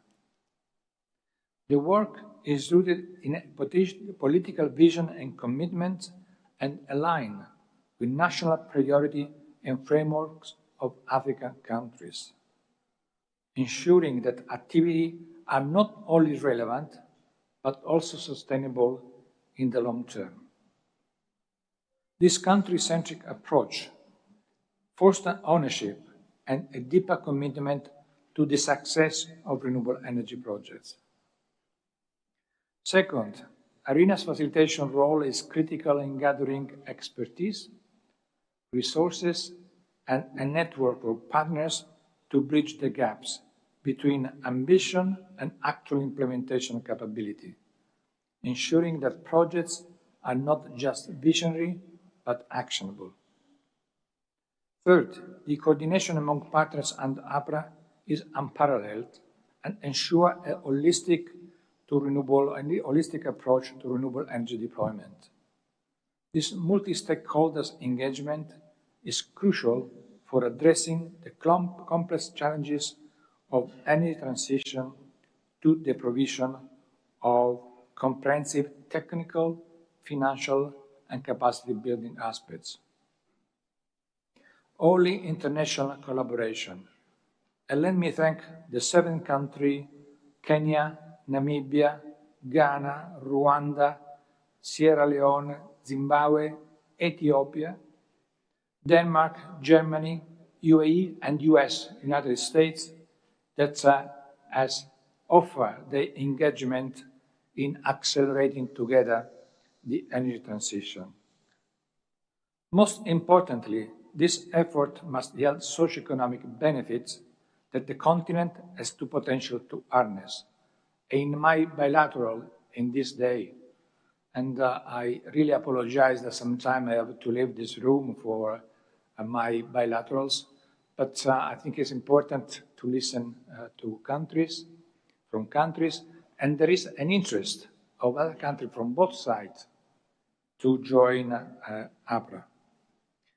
So we'll have a deeper discussion on this in a side event after this session, where we share IRENA works on the potential in the areas such as local value chain creation and the installation that renewable-based transition can bring to Africa. And naturally, on this respect, our collaboration with the African Union is essential. I look forward to this discussion, especially as we exchange ideas on how to make the APPA model of cooperation not only successful, but also replicable in other parts of the world. Thank you very much for your attention. Thanks. And back to you, Mr. President. Thank you, Director General.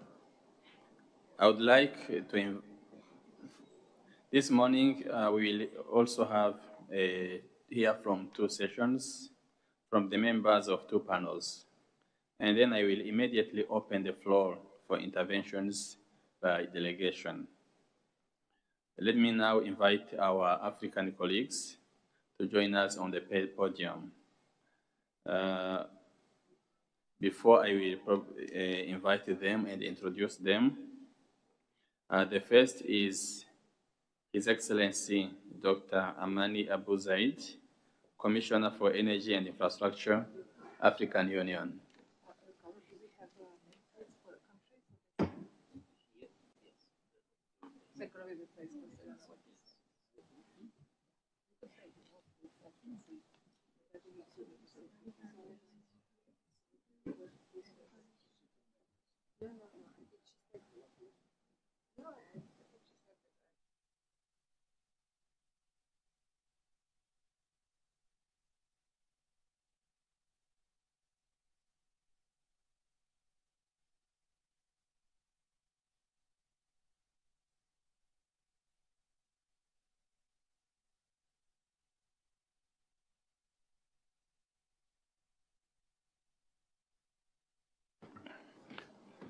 We also call His Excellency Mr. Edgar Moyo, Minister of Energy and Power Development in Zimbabwe. His Excellency Dr. Haptamu Itefa Jeleta, Minister of Water and Energy, Ethiopia. Her Excellency Ms. Cornelia Shilunga, Deputy Minister of Mines and Energy of Namibia.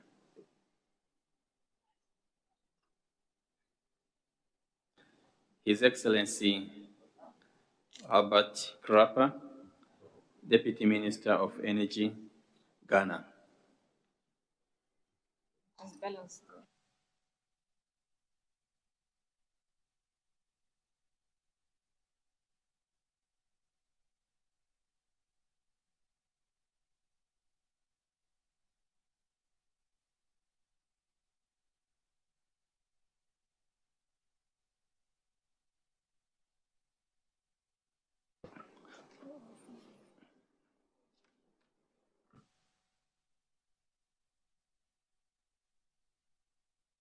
Yes, now I welcome Her Excellency Dr. Amani Abu Zaid to share her remarks.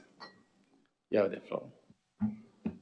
Thank you very much, Mr. President, and allow me first to again express my deep thanks to IRENA for inviting the African Union to be present in these important meetings, and to express our gratitude to the host country for the generosity and the hospitality that has been extended to myself and to my delegation.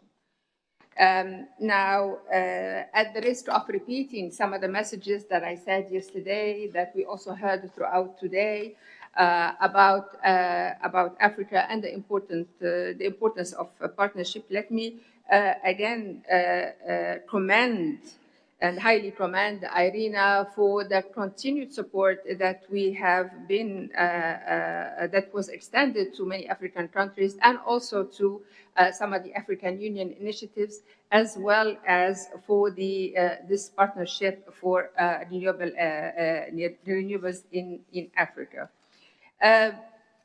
Excellencies, distinguished delegates, the global agenda and the task at hand to accelerate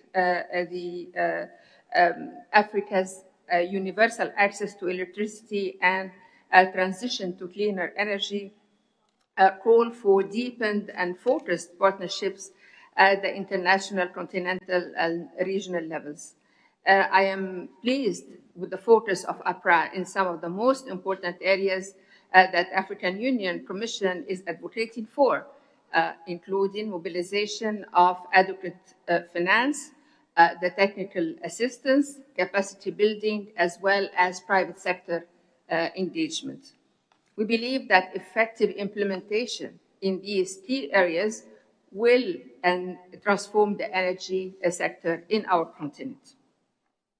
I would like to highlight that international partnerships must continue to focus on the context and the realities in our continent, Africa, to successfully deliver key outcomes in renewable energy deployment. Our priorities and plans in the continent are well known, and definitely IRENA is very well involved in the work that we do, whether it's in our program for infrastructure development, PIDA, which already has set a target to achieve additional hydropower capacity by 2040, the Continental Power System Master Plan, where IRENA has been extending its technical expertise, which aims to add 760 gigawatts of renewable energy by 2040. The AREO, the African Renewable Energy Initiatives, which aims to add 300 gigawatts by 2030. So all of these are important initiatives, and we need, it's important that APPA streamlines and works within the framework of these initiatives. Second, it is important also that in our partnerships we provide effective support to mechanisms and programs already being implemented, and to help with the key barriers. I'm not only talking about finance or but also the policy and regulatory frameworks, something that we at the African Union are focusing on in terms of harmonizing these policies and regulations in order to ensure the operationalization of the African single electricity market by the year 2040, but as well as, to revitalize, operationalize more some initiatives such as the NEPAD IPPF, or the African Green Infrastructure Alliance, which we established together with the African Development Bank, Africa 50, and many partners, and which has mobilized quite an impressive amount of money. We need to streamline all these initiatives and consolidate them in order to realize the impact quickly, given the dire situation in the continent and the importance of delivering as fast as we can. I cannot not talk about clean cooking.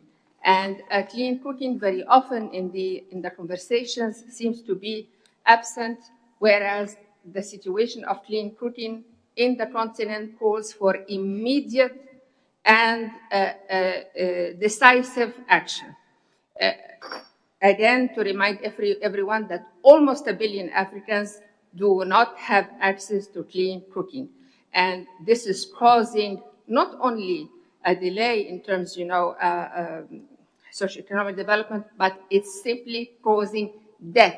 It is a tragic situation. More than 300,000 people in the continent die prematurely because of the respiratory diseases generated by unhealthy, unclean cooking methods. So I cannot emphasize enough the importance of clean cooking, and I refer you all to the African common position that was adopted at the highest level of the continent, the level of the heads of states, adopted in June 27 and presented to the COP27 formally, and it was agreed by everyone. And I'm really, really happy that in COP28, clean cooking made its way historically for the first time in history to the level of heads of states to be recognized as a priority for the continent.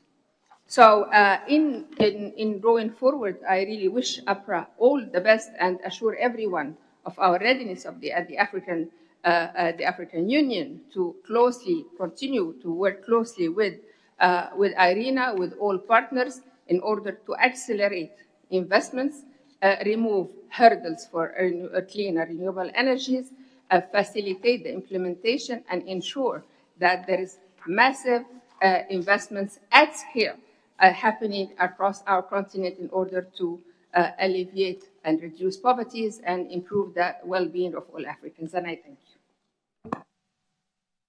Thank you, Your Excellency, Dr. Amani. Now I give the floor to His Excellency, Mr. Edgar Moyo, of Zimbabwe to share his reflections. Thank you very much, Program Director and the entire leadership of IRENA. I also want to recognize the presence of all excellencies that are here and assembly delegates congregated in this important assembly. Zimbabwe is deeply committed to the global energy transition, recognizing the urgency of climate action and the potential of renewable energy sources. In this light, our government has been vigorously supporting and accelerating the development of solar independent power producers. In that regard, the country, through the issuance of government implementation agreements, initiated a government implementation agreement, and this year alone, our Ministry of Finance, Economic Development and Investment Promotion has issued 12 such agreements to IPP applicants, a testament to our dedication to this cause. As a result, we are expecting over 100 megawatts of solar energy to be commissioned and connected to our national grid within this year. This is part of the procurement framework development. To further promote and support investment in renewable energy, Zimbabwe is a member of the Accelerated Partnership for Renewables in Africa, APPA, being coordinated by IRENA. We want to acknowledge IRENA on successfully holding a stakeholder consultation workshop on APPA in January this year. Zimbabwe believes that APPA should demonstrate that deployment of renewables in Africa can surely be accelerated by making deliberate moves to ensure availability of affordable and accessible funding for deployment of renewables in Africa, particularly in APPA member countries. By doing so, tangible results will be seen, which can attract many more African countries to join the race, thus scaling up the concept to Africa as a whole. The APPA membership should not be treated as individual countries' undertaking, but for Africa and Africa Union level. At AU meetings and summits, EU should consider awarding a platform to discuss APPA expectations, achievements, and challenges. Affordable, sustainable, modern energy access for all and green industry, particularly anchored on processing, beneficiation, and conversion of critical materials for energy transition in the country of origin. This will help Africa to rise their socio-economic status as they walk the energy transition talk. IRENA should help Africa as coordinators of the partnership. All APPA member countries should be assisted with capacity building of partners on project preparation, development, and implementation. International partnerships are a major player within the socio-economic environment, and international partners should deliberately provide affordable financing for APPA implementation in Africa. International partnership can further partner the local industry with the bid to mobilize finance from multiple public sectors, such as pension funds, philanthropy, cultural activities, and many more. If APPA manages to mobilize funds from other public sectors at concessional rates, then this can be used for project preparation and lower the cost of projects to the private developer. Zimbabwe has started effecting cost-reflective tariffs for electricity to help improve the bankability of the utility and build investor confidence. Zimbabwe is in support of the tripling of renewables and doubling energy efficiency as we also achieve our middle-income economy aspiration. Zimbabwe is open for business. I thank you.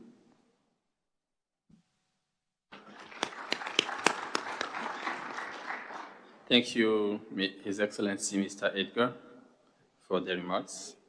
Now we turn the floor to His Excellency Dr. Abtamu Ite-Fajeleta, Minister of Water and Energy in Ethiopia. Thank you, Chairman.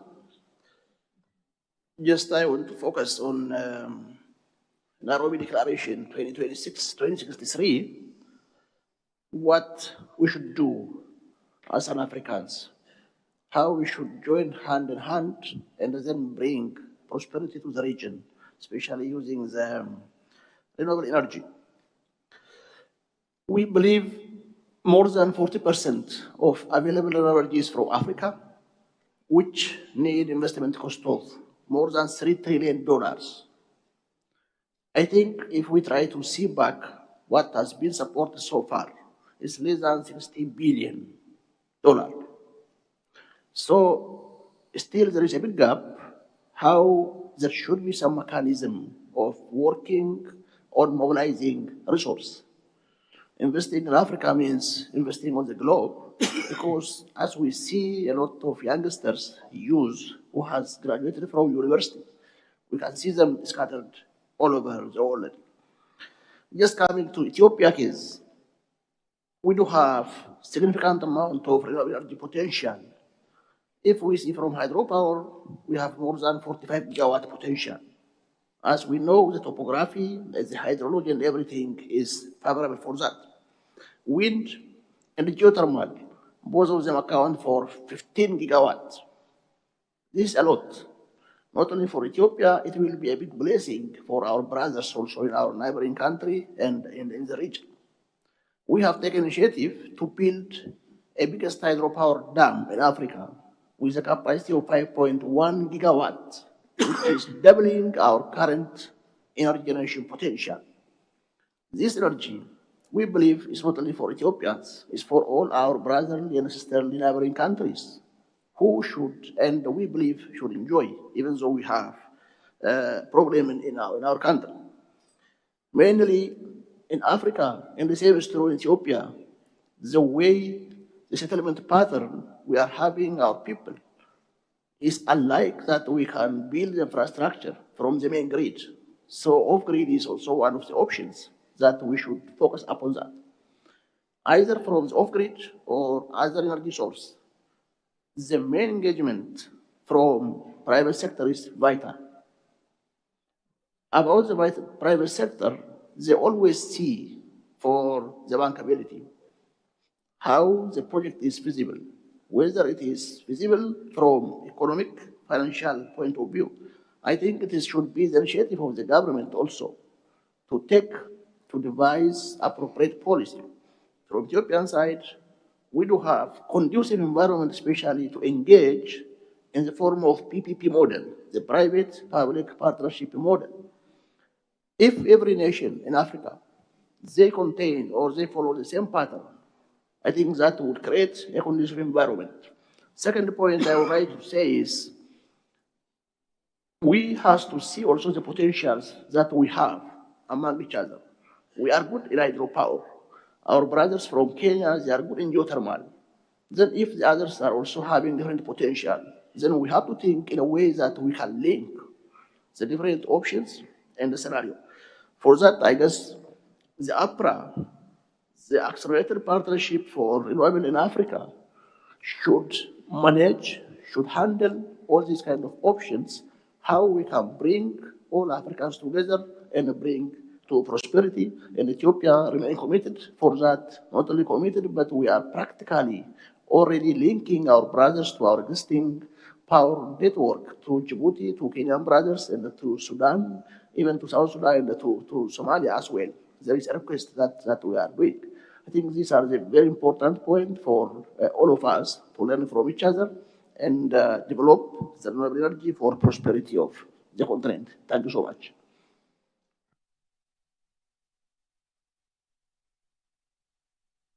Thank you very much, Your Excellency, Dr. Abtamu. We now give the floor to Her Excellency, Ms. Cornelia Silunga, Deputy Minister for Mines and Energy of Namibia. Thank you, Mr. President. Your Excellencies, Honorable Ministers, dear delegates, Namibia faces significant challenges in the electricity sector, and that includes inadequate infrastructure, geographical constraints, and socioeconomic dynamics. These challenges are compounded by the impacts of climate change that exacerbates the existing vulnerabilities and hinder the efforts to ensure reliable and affordable energy access for all our citizens, more particular in rural and peri-urban areas. The dependency on imported electricity exposes us to supply disruptions and price fluctuations, highlighting the urgent need to enhance our own domestic energy generation capacity and improve energy security. Furthermore, as SADC ministers, we have adopted a principle of cost-reflective tariffs far back in 2004, and Namibia has reached this target. By having these cost-reflective tariffs in place, it ensures positive private sector participation in the generation sector. To date, we have more than 20 independent power producers, but on the other hand, the ministry is also aware that cost-reflective tariffs place a heavy burden on the final consumers, especially the poor and the vulnerable. Therefore, we need to find a balance to manage the increased investment and keeping the tariffs low for the end users. Namibia is actively diversifying its energy mix to reduce reliance on imported electricity and enhance energy security. And this includes a concerted effort to expand renewable energy deployment, particularly in solar and wind, to harness the country's abundant natural resources. The government is investing in the development of electricity infrastructure, especially in rural and peri-urban areas. And this includes the upgrading transmission and distribution networks to improve grid reliability and expand electricity access to underdeveloped, underserved communities. Namibia is pioneering into the development of green hydrogen as a cornerstone of its sustainable energy strategy, leveraging its abundant renewable resources to drive innovation and collaboration in this transformative sector. As a member of APPA, Namibia is looking at APPA as a platform that can support Namibia in accelerating the deployment of renewables by providing technical expertise and financial resources to address the challenges in the electricity sector. And this could involve funding infrastructure development projects in rural and peri-urban areas. APPA can also facilitate knowledge sharing and capacity building initiatives to enhance Namibia's renewable energy capacity. It can also offer technical assistance to strengthen legal and institutional framework. APPA can also offer the support for the regional initiatives that we have, for example, at SADC level, and other partnerships that are aimed at harmonizing our regulatory frameworks, developing cross-border transmission infrastructure, and facilitating trade in renewable energy sources across borders. APPA can play an instrumental role in unlocking cheap financing that can be grants or concessional financing for renewable energy projects development, and concerted efforts should be placed on support to access cheap financing. When it comes to partnership to contribute to building a robust local private sector, APPA can collaborate with local governments and organizations to provide training and skill development programs for local entrepreneurs and businesses. And this can include technical training for business development support and for accessing financing. APPA can also facilitate partnership between local renewable energy companies and the international stakeholders to access new markets and investment opportunities, and that create platforms for benchmarking, for networking, for market intelligence sharing, contacts to connect local businesses with potential customers, investors, and partners.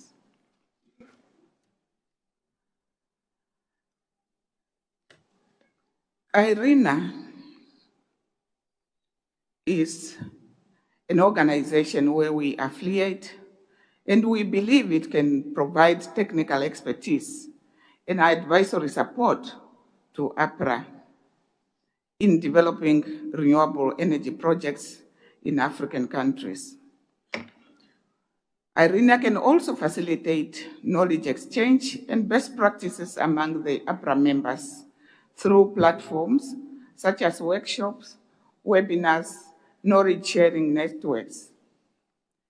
And finally, we also believe as Namibia that IRENA can support capacity building efforts within APPA member countries to strengthen institutional capacities, human resources, and technical skills in the renewable energy sector. This includes providing training program workshops, educational resources to empower policy makers, regulators, and industry professionals to drive the renewable energy deployment effectively. Thank you, Mr. President. Thank you, Your Excellency, Ms. Cornelia. We give the floor to His Excellency Herbert Koropa, Deputy Minister of Energy, Ghana. Thank you very much, Excellencies. Ghana congratulates IRENA for a successful launch of APPA, and we are pleased to make this important intervention at the Plenary on accelerated renewable energy deployment in Africa. APPA is ambitious, APPA is timely, and for all the socio-economic gain it will bring to the African people, APPA's success is also equally non-negotiable. We have to be disruptive and innovative, employing a collective approach to achieve our targets. Ghana has taken steps to mobilize finance and created a conducive environment for private sector participation in the area of renewable energy deployment in our country. Ghana has also demonstrated large-scale solar integration into the grid through hybridization with hydropower and utility-scale energy storage systems. Currently, we have over 100 megawatts of solar in the grid, and another 200 megawatts is under construction. We have the largest floating solar today in the region, with an additional 20 megawatts of that to be added by December 2024. We have developed an energy transition framework. We have modeled this framework into an energy transition investment plan. We have worked on a 2,000 megawatt suite of renewable energy projects for which private sector participation is required to implement. We have an electricity access rate of 88.86%, and we are deploying mini-grids and net metering in what we're calling the last and final mile. Our goal of increasing our share of renewables in our energy mix from the current 3.5% to 10% by 2030 is a tripling agenda, directly in line with global ambition. And it's in this regard that we fully support and endorse APPA. To succeed, we need to find innovative ways to mobilize finance to support the APPA initiative across the continent. Blended finance, patient capital, grants, green bonds, local currency financing, and the many other tools being used successfully elsewhere.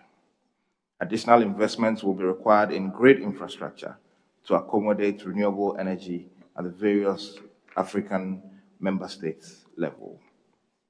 Furthermore, technical assistance in the areas of human and institutional capacity development would be crucial for the implementation of our commitments under APPA. Support for APPA is an imperative, and we support APPA because it will spur energy demand and the corresponding socio-economic growth and development for the realization of our ambitions. We need to establish smart and strategic partnerships to achieve a reasonable and sustainable renewable energy ambition for the African continent by 2030. Ghana believes in APPA, and we are ready to lend our expertise and support to leverage its thematic areas to unlock investment for rapid energy transition, securing energy access and security, sustainable livelihoods, and driving a green industrialization revolution in Africa in this century.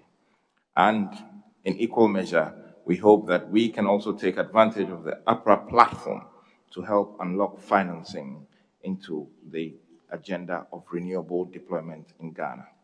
We're convinced that APPA will provide a catalytic effect to drive investment to achieve a measurable renewable energy capacity by 2030, mitigating millions of tons of CO2 equivalent of greenhouse gases, improve indoor and outdoor air quality, improve our competitiveness in the green product and service economy, as well as create decent jobs for the millions of our youth. We take this opportunity to thank all the partners who made this high-level event possible and assure of Ghana's commitment to contribute to the achievement of the objectives of the APPA initiative. Thank you. Thank you, Your Excellency Herbert Kurapa. I would like to express my sincere gratitude for our speakers, for the information and insight you have provided. You may leave the podium as we welcome the second member from APPA Partners.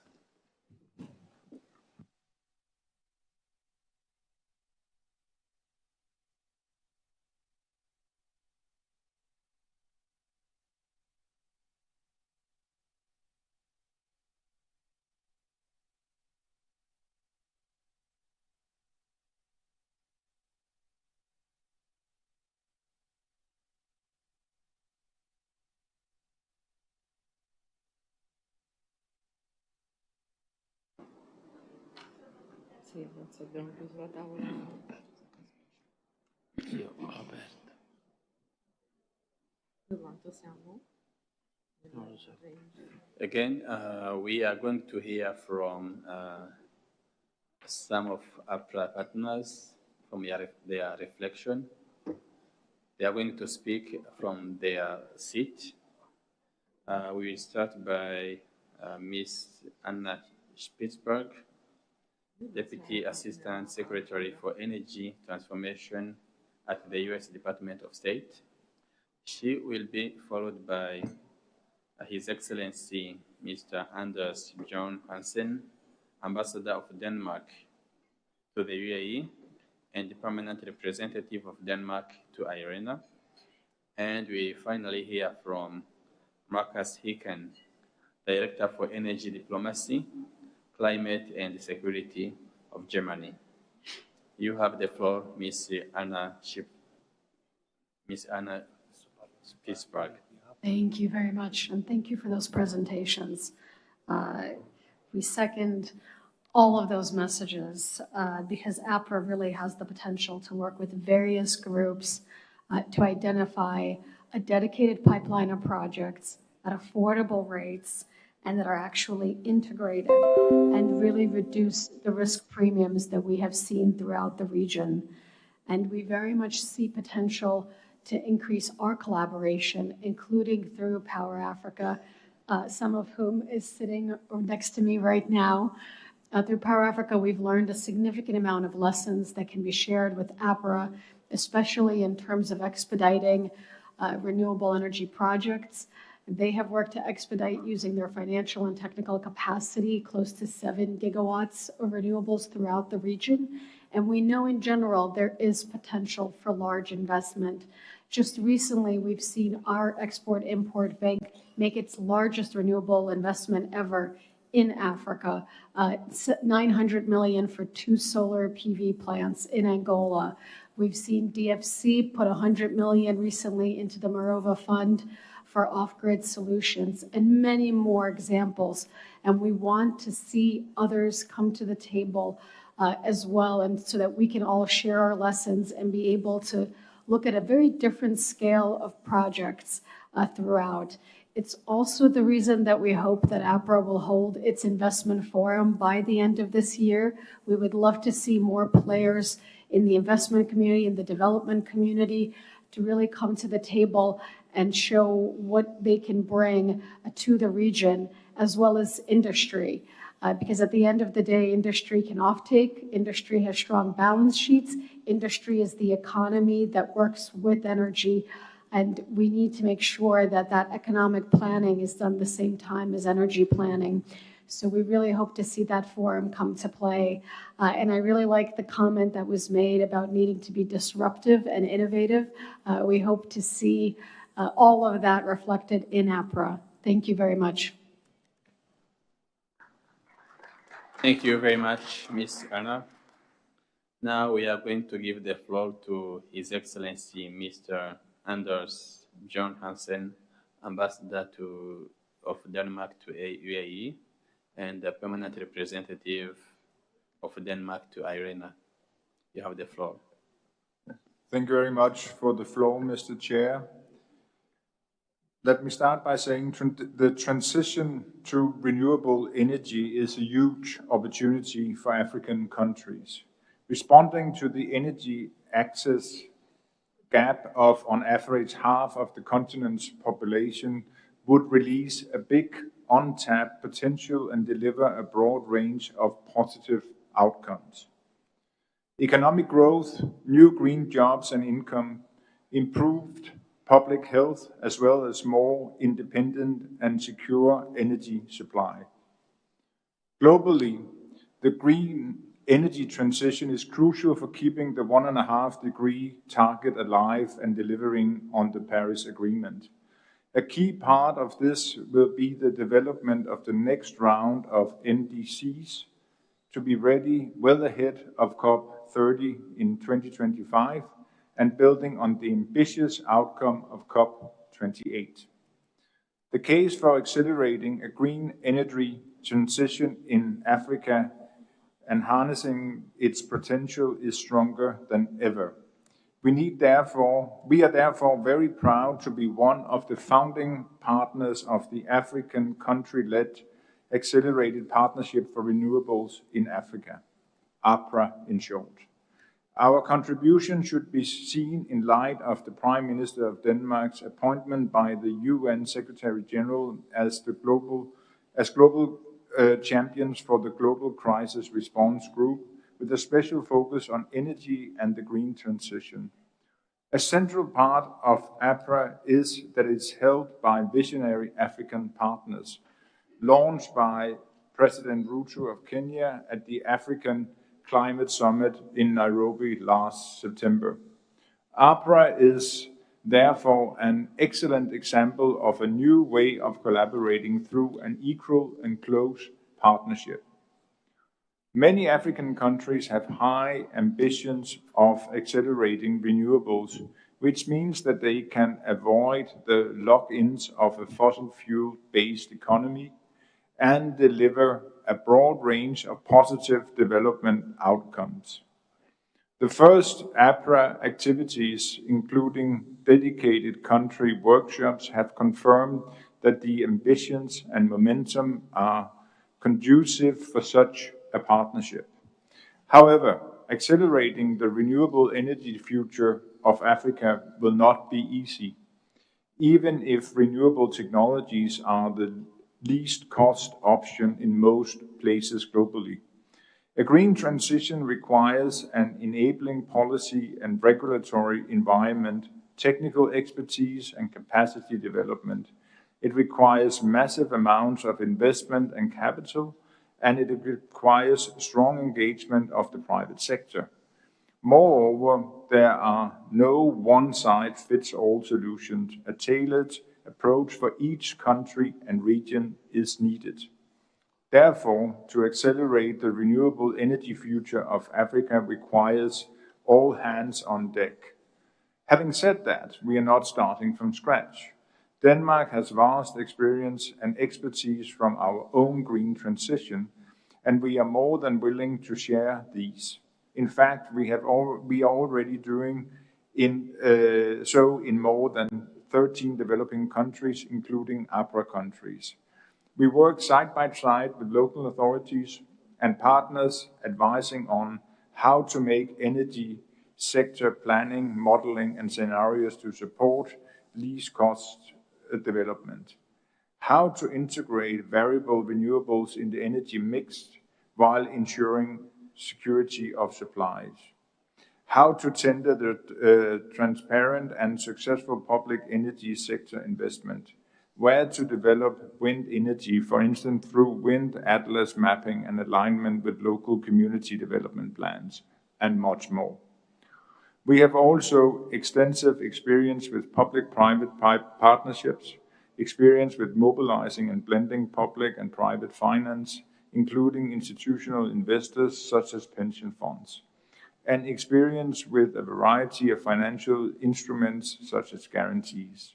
Furthermore, we support financial institutions in a sustainable energy space, including the African Development Bank and its Sustainable Energy Fund, CEFA. We will activate all of that in order to secure an accelerated partnership. And let me conclude by saying that a key for the success of this partnership is the demand, interest, and ambitions of our African partners. We thank the governments from the APPA countries for their leadership, as well as IRENA and our co-partners for the support and positive first experiences, and look forward to the journey ahead. Thank you. Thank you, Your Excellency. Now I give the floor to Mr. Markus Hicken, Director for Energy Diplomacy, Climate and Security from Germany. Thank you, Chair, and thank you to all the speakers for their insightful and important comments so far. Today, 60% of the world's best solar sites are located in Africa, but only 1% of the global solar capacity installed is in Africa. And at the same time, as we heard, we have 600 million Africans lacking access to energy. So to leverage the renewable potential on the African continent is crucial. It's crucial for implementation of the UAE consensus, but also for the achievement of the 2030 agenda more broadly. Contribution to energy access, green industrialization, local value creation, vocational training. This process needs to be Africa-owned, and it was therefore an important moment at COP28 and a strong signal when Kenyan President Ruto launched APPA by an event organized by IRENA and in the presence of the partner countries, including our Chancellor and the heads of states and governments of the other partners. African APPA partner countries committed to an economic development based on the expansion of renewable energy. The Nairobi Declaration is the most relevant proof of this commitment and a very important signal for COP28 and global markets. We need to support APPA to amplify this signal. It's a partnership under true African leadership, and Germany is therefore supports APPA. So in order to mobilize finance for renewable energy, we are today involved with a number of proven instruments such as Get.Invest. And additionally, we have launched a call for ideas through our International Climate Initiative with up to 20 million euros at COP28. Moreover, we are planning to support IRENA to fulfill its role as the APPA Secretariat and to apply its analytical expertise. We have seen that the APPA members have already done some country consultations facilitated by IRENA and with first implementation plans to be drafted. We need to build trust that African countries committing to building an energy system based on renewables will receive support and the investment that they need. But as all of you know, we have already many existing partnerships. We have many existing cooperations programs. So we all need to ensure that we do not duplicate existing efforts like the excellent work of the NDC partnership, but we need to go beyond. And APPA should help to identify the missing pieces and show how we can best align our efforts to make this acceleration really happen.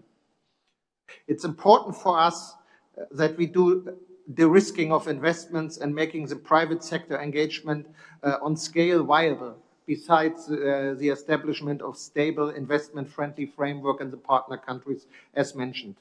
We know that investments financing the energy transition are concentrated in high-income countries, resulting in the fact that only 2% of global investment in renewables take place on the African continent.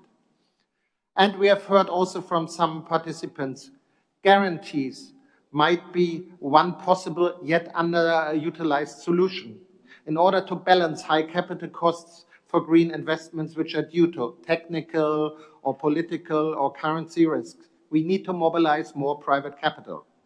And this is why we have established a so-called Green Guarantee Group that seeks to close this gap by bringing together experts on the topic of cross-border investments and guarantees to produce solutions-oriented recommendations. So APPA can contribute to the de-risking of investments and therefore making private sector engagement at scale viable. Let me close by saying we have to do this because as our partner, the Ghanaian minister has said, APPA needs to be ambitious, but success is non-negotiable. Thank you. Thank you, Marcos. I would like to thank you all APPA partners for the positive and constructive dialogue. I now open the floor for interventions from the delegations. In order to ensure the highest level of engagement and participation, speakers are invited to limit their interventions in the plenary to 3 minutes. If you want to request the floor, please indicate by pressing the button on your microphone. We are going to start by Italy, followed by the European Union. You have the floor, Italy.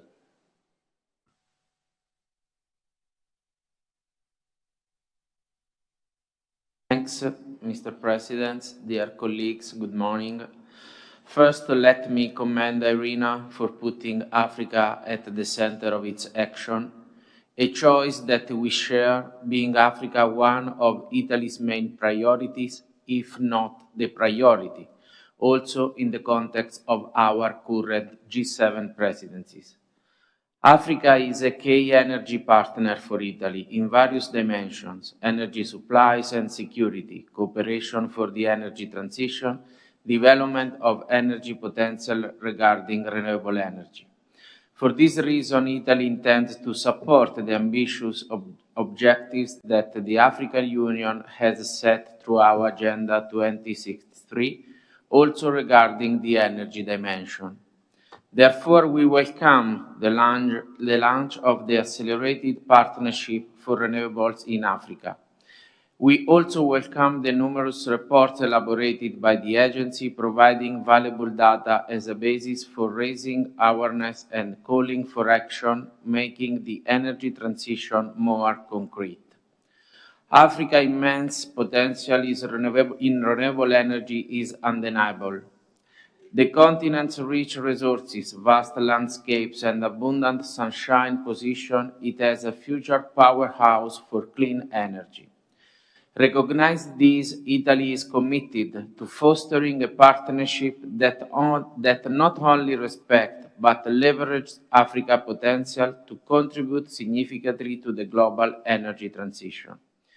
Italy recognizes African countries as crucial partners in the just energy transitions and global decarbonization. This is why the Italian presidencies of G7 intends to support them in the effort of tripling renewable resources, promoting access to clean energy, contributing to the development of the most innovative technologies, and guaranteeing the safety and sustainability aspect of the supply chain of critical minerals. We also aim at supporting the creation of new partnerships, improving the resilience of critical energy infrastructure, and highlighting areas of mutual benefit and potential cooperation. At the same time, it will be important to lower capital costs, improving projects pipeline, and facilitating investment in renewable energies, including standalone generation and enabling infrastructure such as storage, networks, and microgrids and off-grid systems. During the G7 Energy and Climate Working Group, IRENA presented the APPA initiative to the G7 membership to be able to contribute to the growth of the initiative also at the G7 level.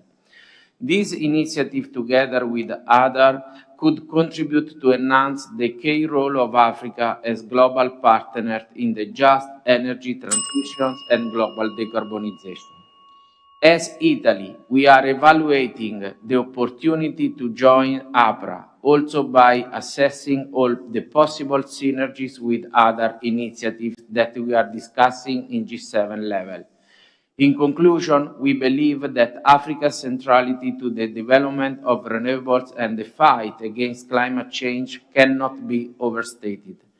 Italy, within its current G7 presidencies, is deeply committed to unlock Africa's renewable energy potential, ensuring a just and sustainable transition that benefits not only the continent, but the entire world. I thank you.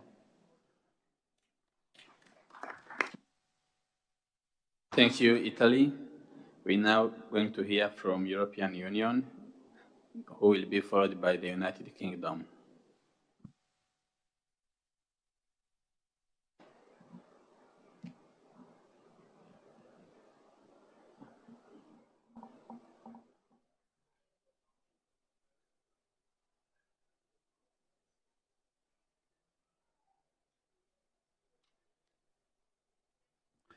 I see they might not be ready. Let's hear from the...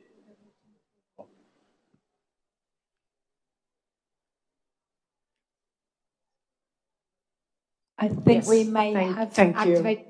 Thank you very much for that. Apologies for the delay. Thank you very much, Mr. Chairman.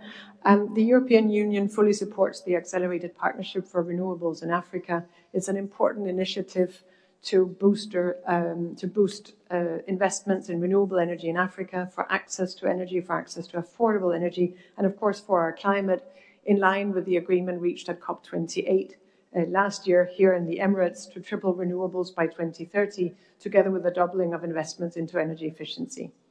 In order to make that happen, we need to address the bottlenecks that are there for access to capital, and we need private investments, in particular in developing countries, and APPA is really a key instrument to drive that investment.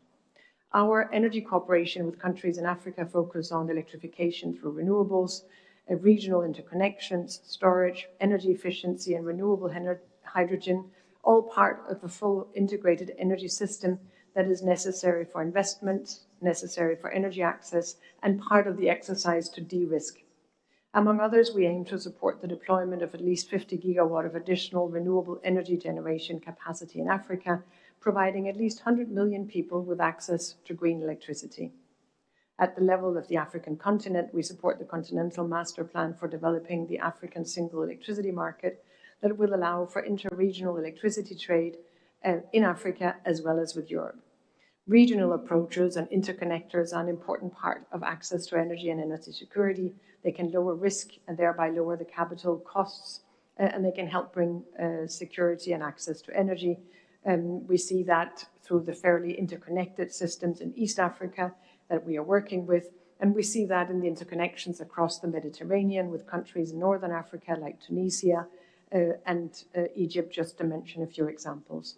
So we look forward to working with APPA and further supporting APPA. We congratulate the partner countries and IRENA for the engagement, and encourage others to follow this example. We're looking at ways to provide further additional support from the side of the European Union, including, of course, in relation to the APPA Investment Forum. Thank you. Thank you, European Union. Now I give the floor to the United Kingdom, will be followed by the Russian Federation. Thank you. And thank you to their excellencies for the presentations and interventions on this really crucial part of the energy transition, and in particular on APPA and the important program of work that it is undertaking. I would like to welcome the ambition laid out in the important APPA initiative. I would like to commend Kenya and the other African member nations for setting the pace of accelerating renewable deployment in Africa. And I'd like to support the commitments of the Nairobi Declaration with aims to increase Africa's renewable generation to at least 300 gigawatts by 2030. Positively, last year, we saw the highest level of pledges to increase the global installed capacity of renewables. Many countries across the continent of Africa are well placed to ensure that these pledges translate to action, as we've heard today. However, we recognise the country-specific challenges that have limited this potential so far, and on which other speakers have already explained so eloquently. Increased availability of concessional finance and de-risking projects to ensure bankability are amongst the greatest challenges. The importance of African leadership in increasing renewable capacity across Africa will be key to the success. To this end, in line with the commitments made in our recently launched International Development White Paper, mutual respect will be a core principle of how the United Kingdom partners with others, with an increased focus on local ownership, transparency, and mutual learning. The UK recognises that key to effective renewable deployment is working with African governments to create enabling environments. Finally, a point on the importance of developing local supply chains, which I understand APPA holds as a priority. Promoting the manufacturing of key components of renewable energy systems across the continent of Africa, from solar panel assembly to battery to energy storage system technologies, will not only guarantee this diversity and resiliency of supply on a global level, but also ensure that local citizens get value of the energy transition. In closing, it has been inspiring to be here today to learn more about APPA and its superb leadership and progress. I very much welcome APPA's holistic approach to accelerate renewable deployment, keeping economic development at its heart. Let's continue to work together as the global community to deliver on our global decarbonisation goals and keep 1.5 within reach. Thank you.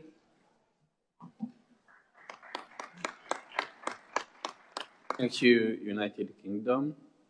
We are going to hear from the Russian Federation. They will be followed by Belgium.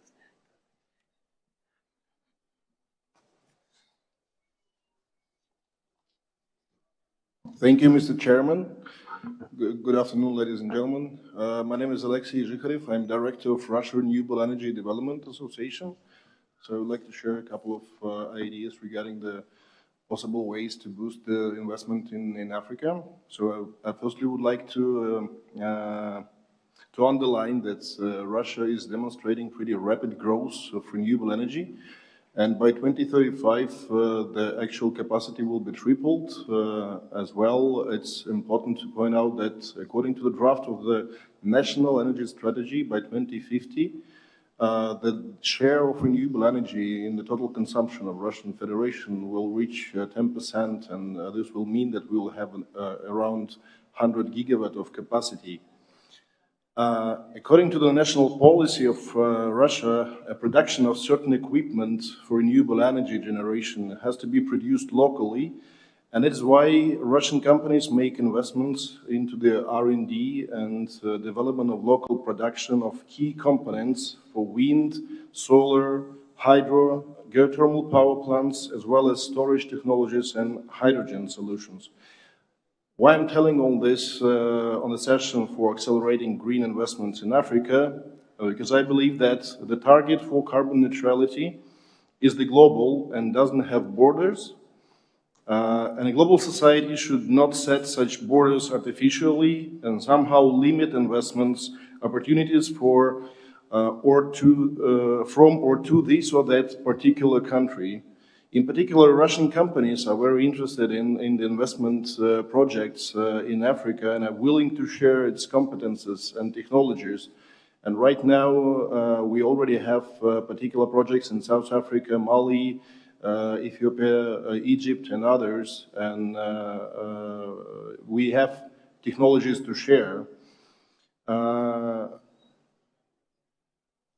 In Africa, like in Russia, there are a lot of isolated energy systems, and this is the common characteristics of our territories.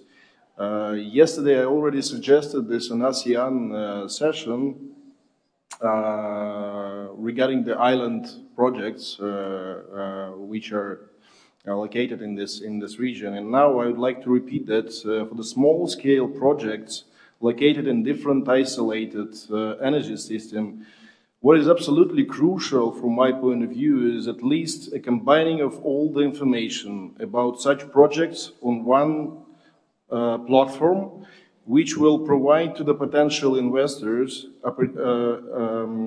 opportunity to get an access to such projects and to make them bankable through the packing them into the larger portfolios. And the same portal and information about the best practices and best solutions and technologies should also be published as well, so we do not make or repeat the mistakes which have been done before. Another issue which is really important is an adaptation of the national energy systems for the higher share of renewable energy capacity. I here mean energy output forecasting and the balancing of its instability. And here I would like just to point out once again that without the strong cross-border collaboration, this is hardly reachable. Thank you. Thank you, Russian Federation. I'll give the floor to Belgium. Will be followed by Guinea. Thank you, Mr. President. First, I would like to welcome this initiative and thank for the inspiring presentation. APPA can take several tangible steps to support participating countries on the path to achieving the goals set out in the Nairobi Declaration and Agenda 2063, and more specifically to accelerate the deployment of renewables.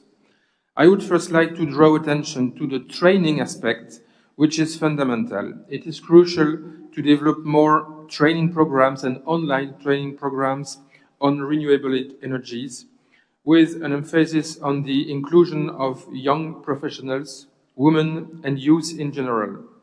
Training programs could be co-constructed with them to meet their specific needs in different countries and regions of Africa, and thus contributing to strengthening the necessary local capacities.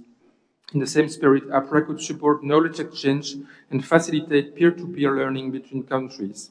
It is also essential to consider the setup of skills certification mechanism at national and regional levels to ensure the recognition and promotion of local skills in the renewable energy sector. This would help increase investor confidence and boost the adoption of renewable energy across the continent.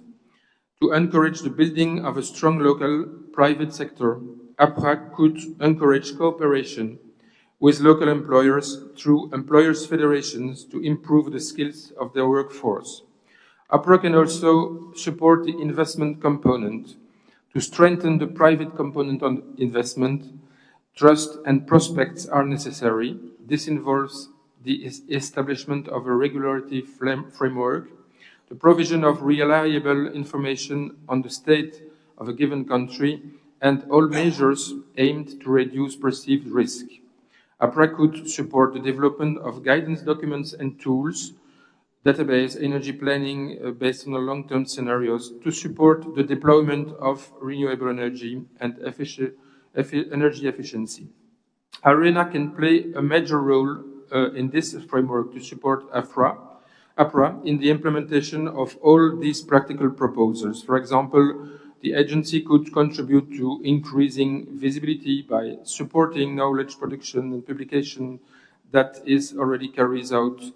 The agency could also support peer learning, working groups, workshops, and help map local skills in African countries. I would like to end by recalling that since 2017, the Walloon region has been providing to IRENA voluntary contribution of 1 million euros per year to support the deployment of renewable energies in Sub-Saharan Africa, with a focus on French-speaking countries. These contributions have enabled IRENA to build a broad knowledge base. We also financed the IFDD for the creation of 2 tools linked to these questions, which are the Atlas of Skills in French-speaking countries and in online training on the basics of photovoltaic solar energy.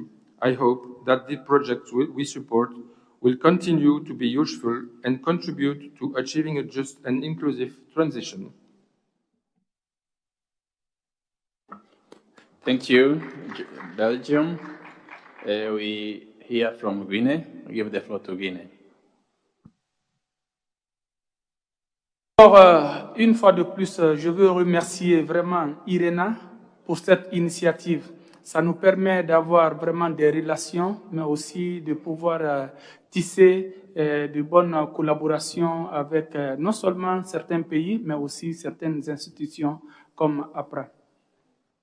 Je veux remercier Monsieur le Président pour la bonne tenue de la session, ainsi que les panélistes pour les meilleures interventions.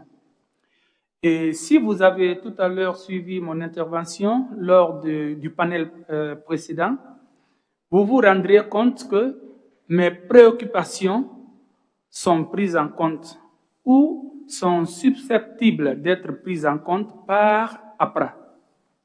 Alors, je suggère ou je demande comment faire pour que APPA puisse mieux s'intéresser aussi à d'autres pays de la sous-région ouest-africaine.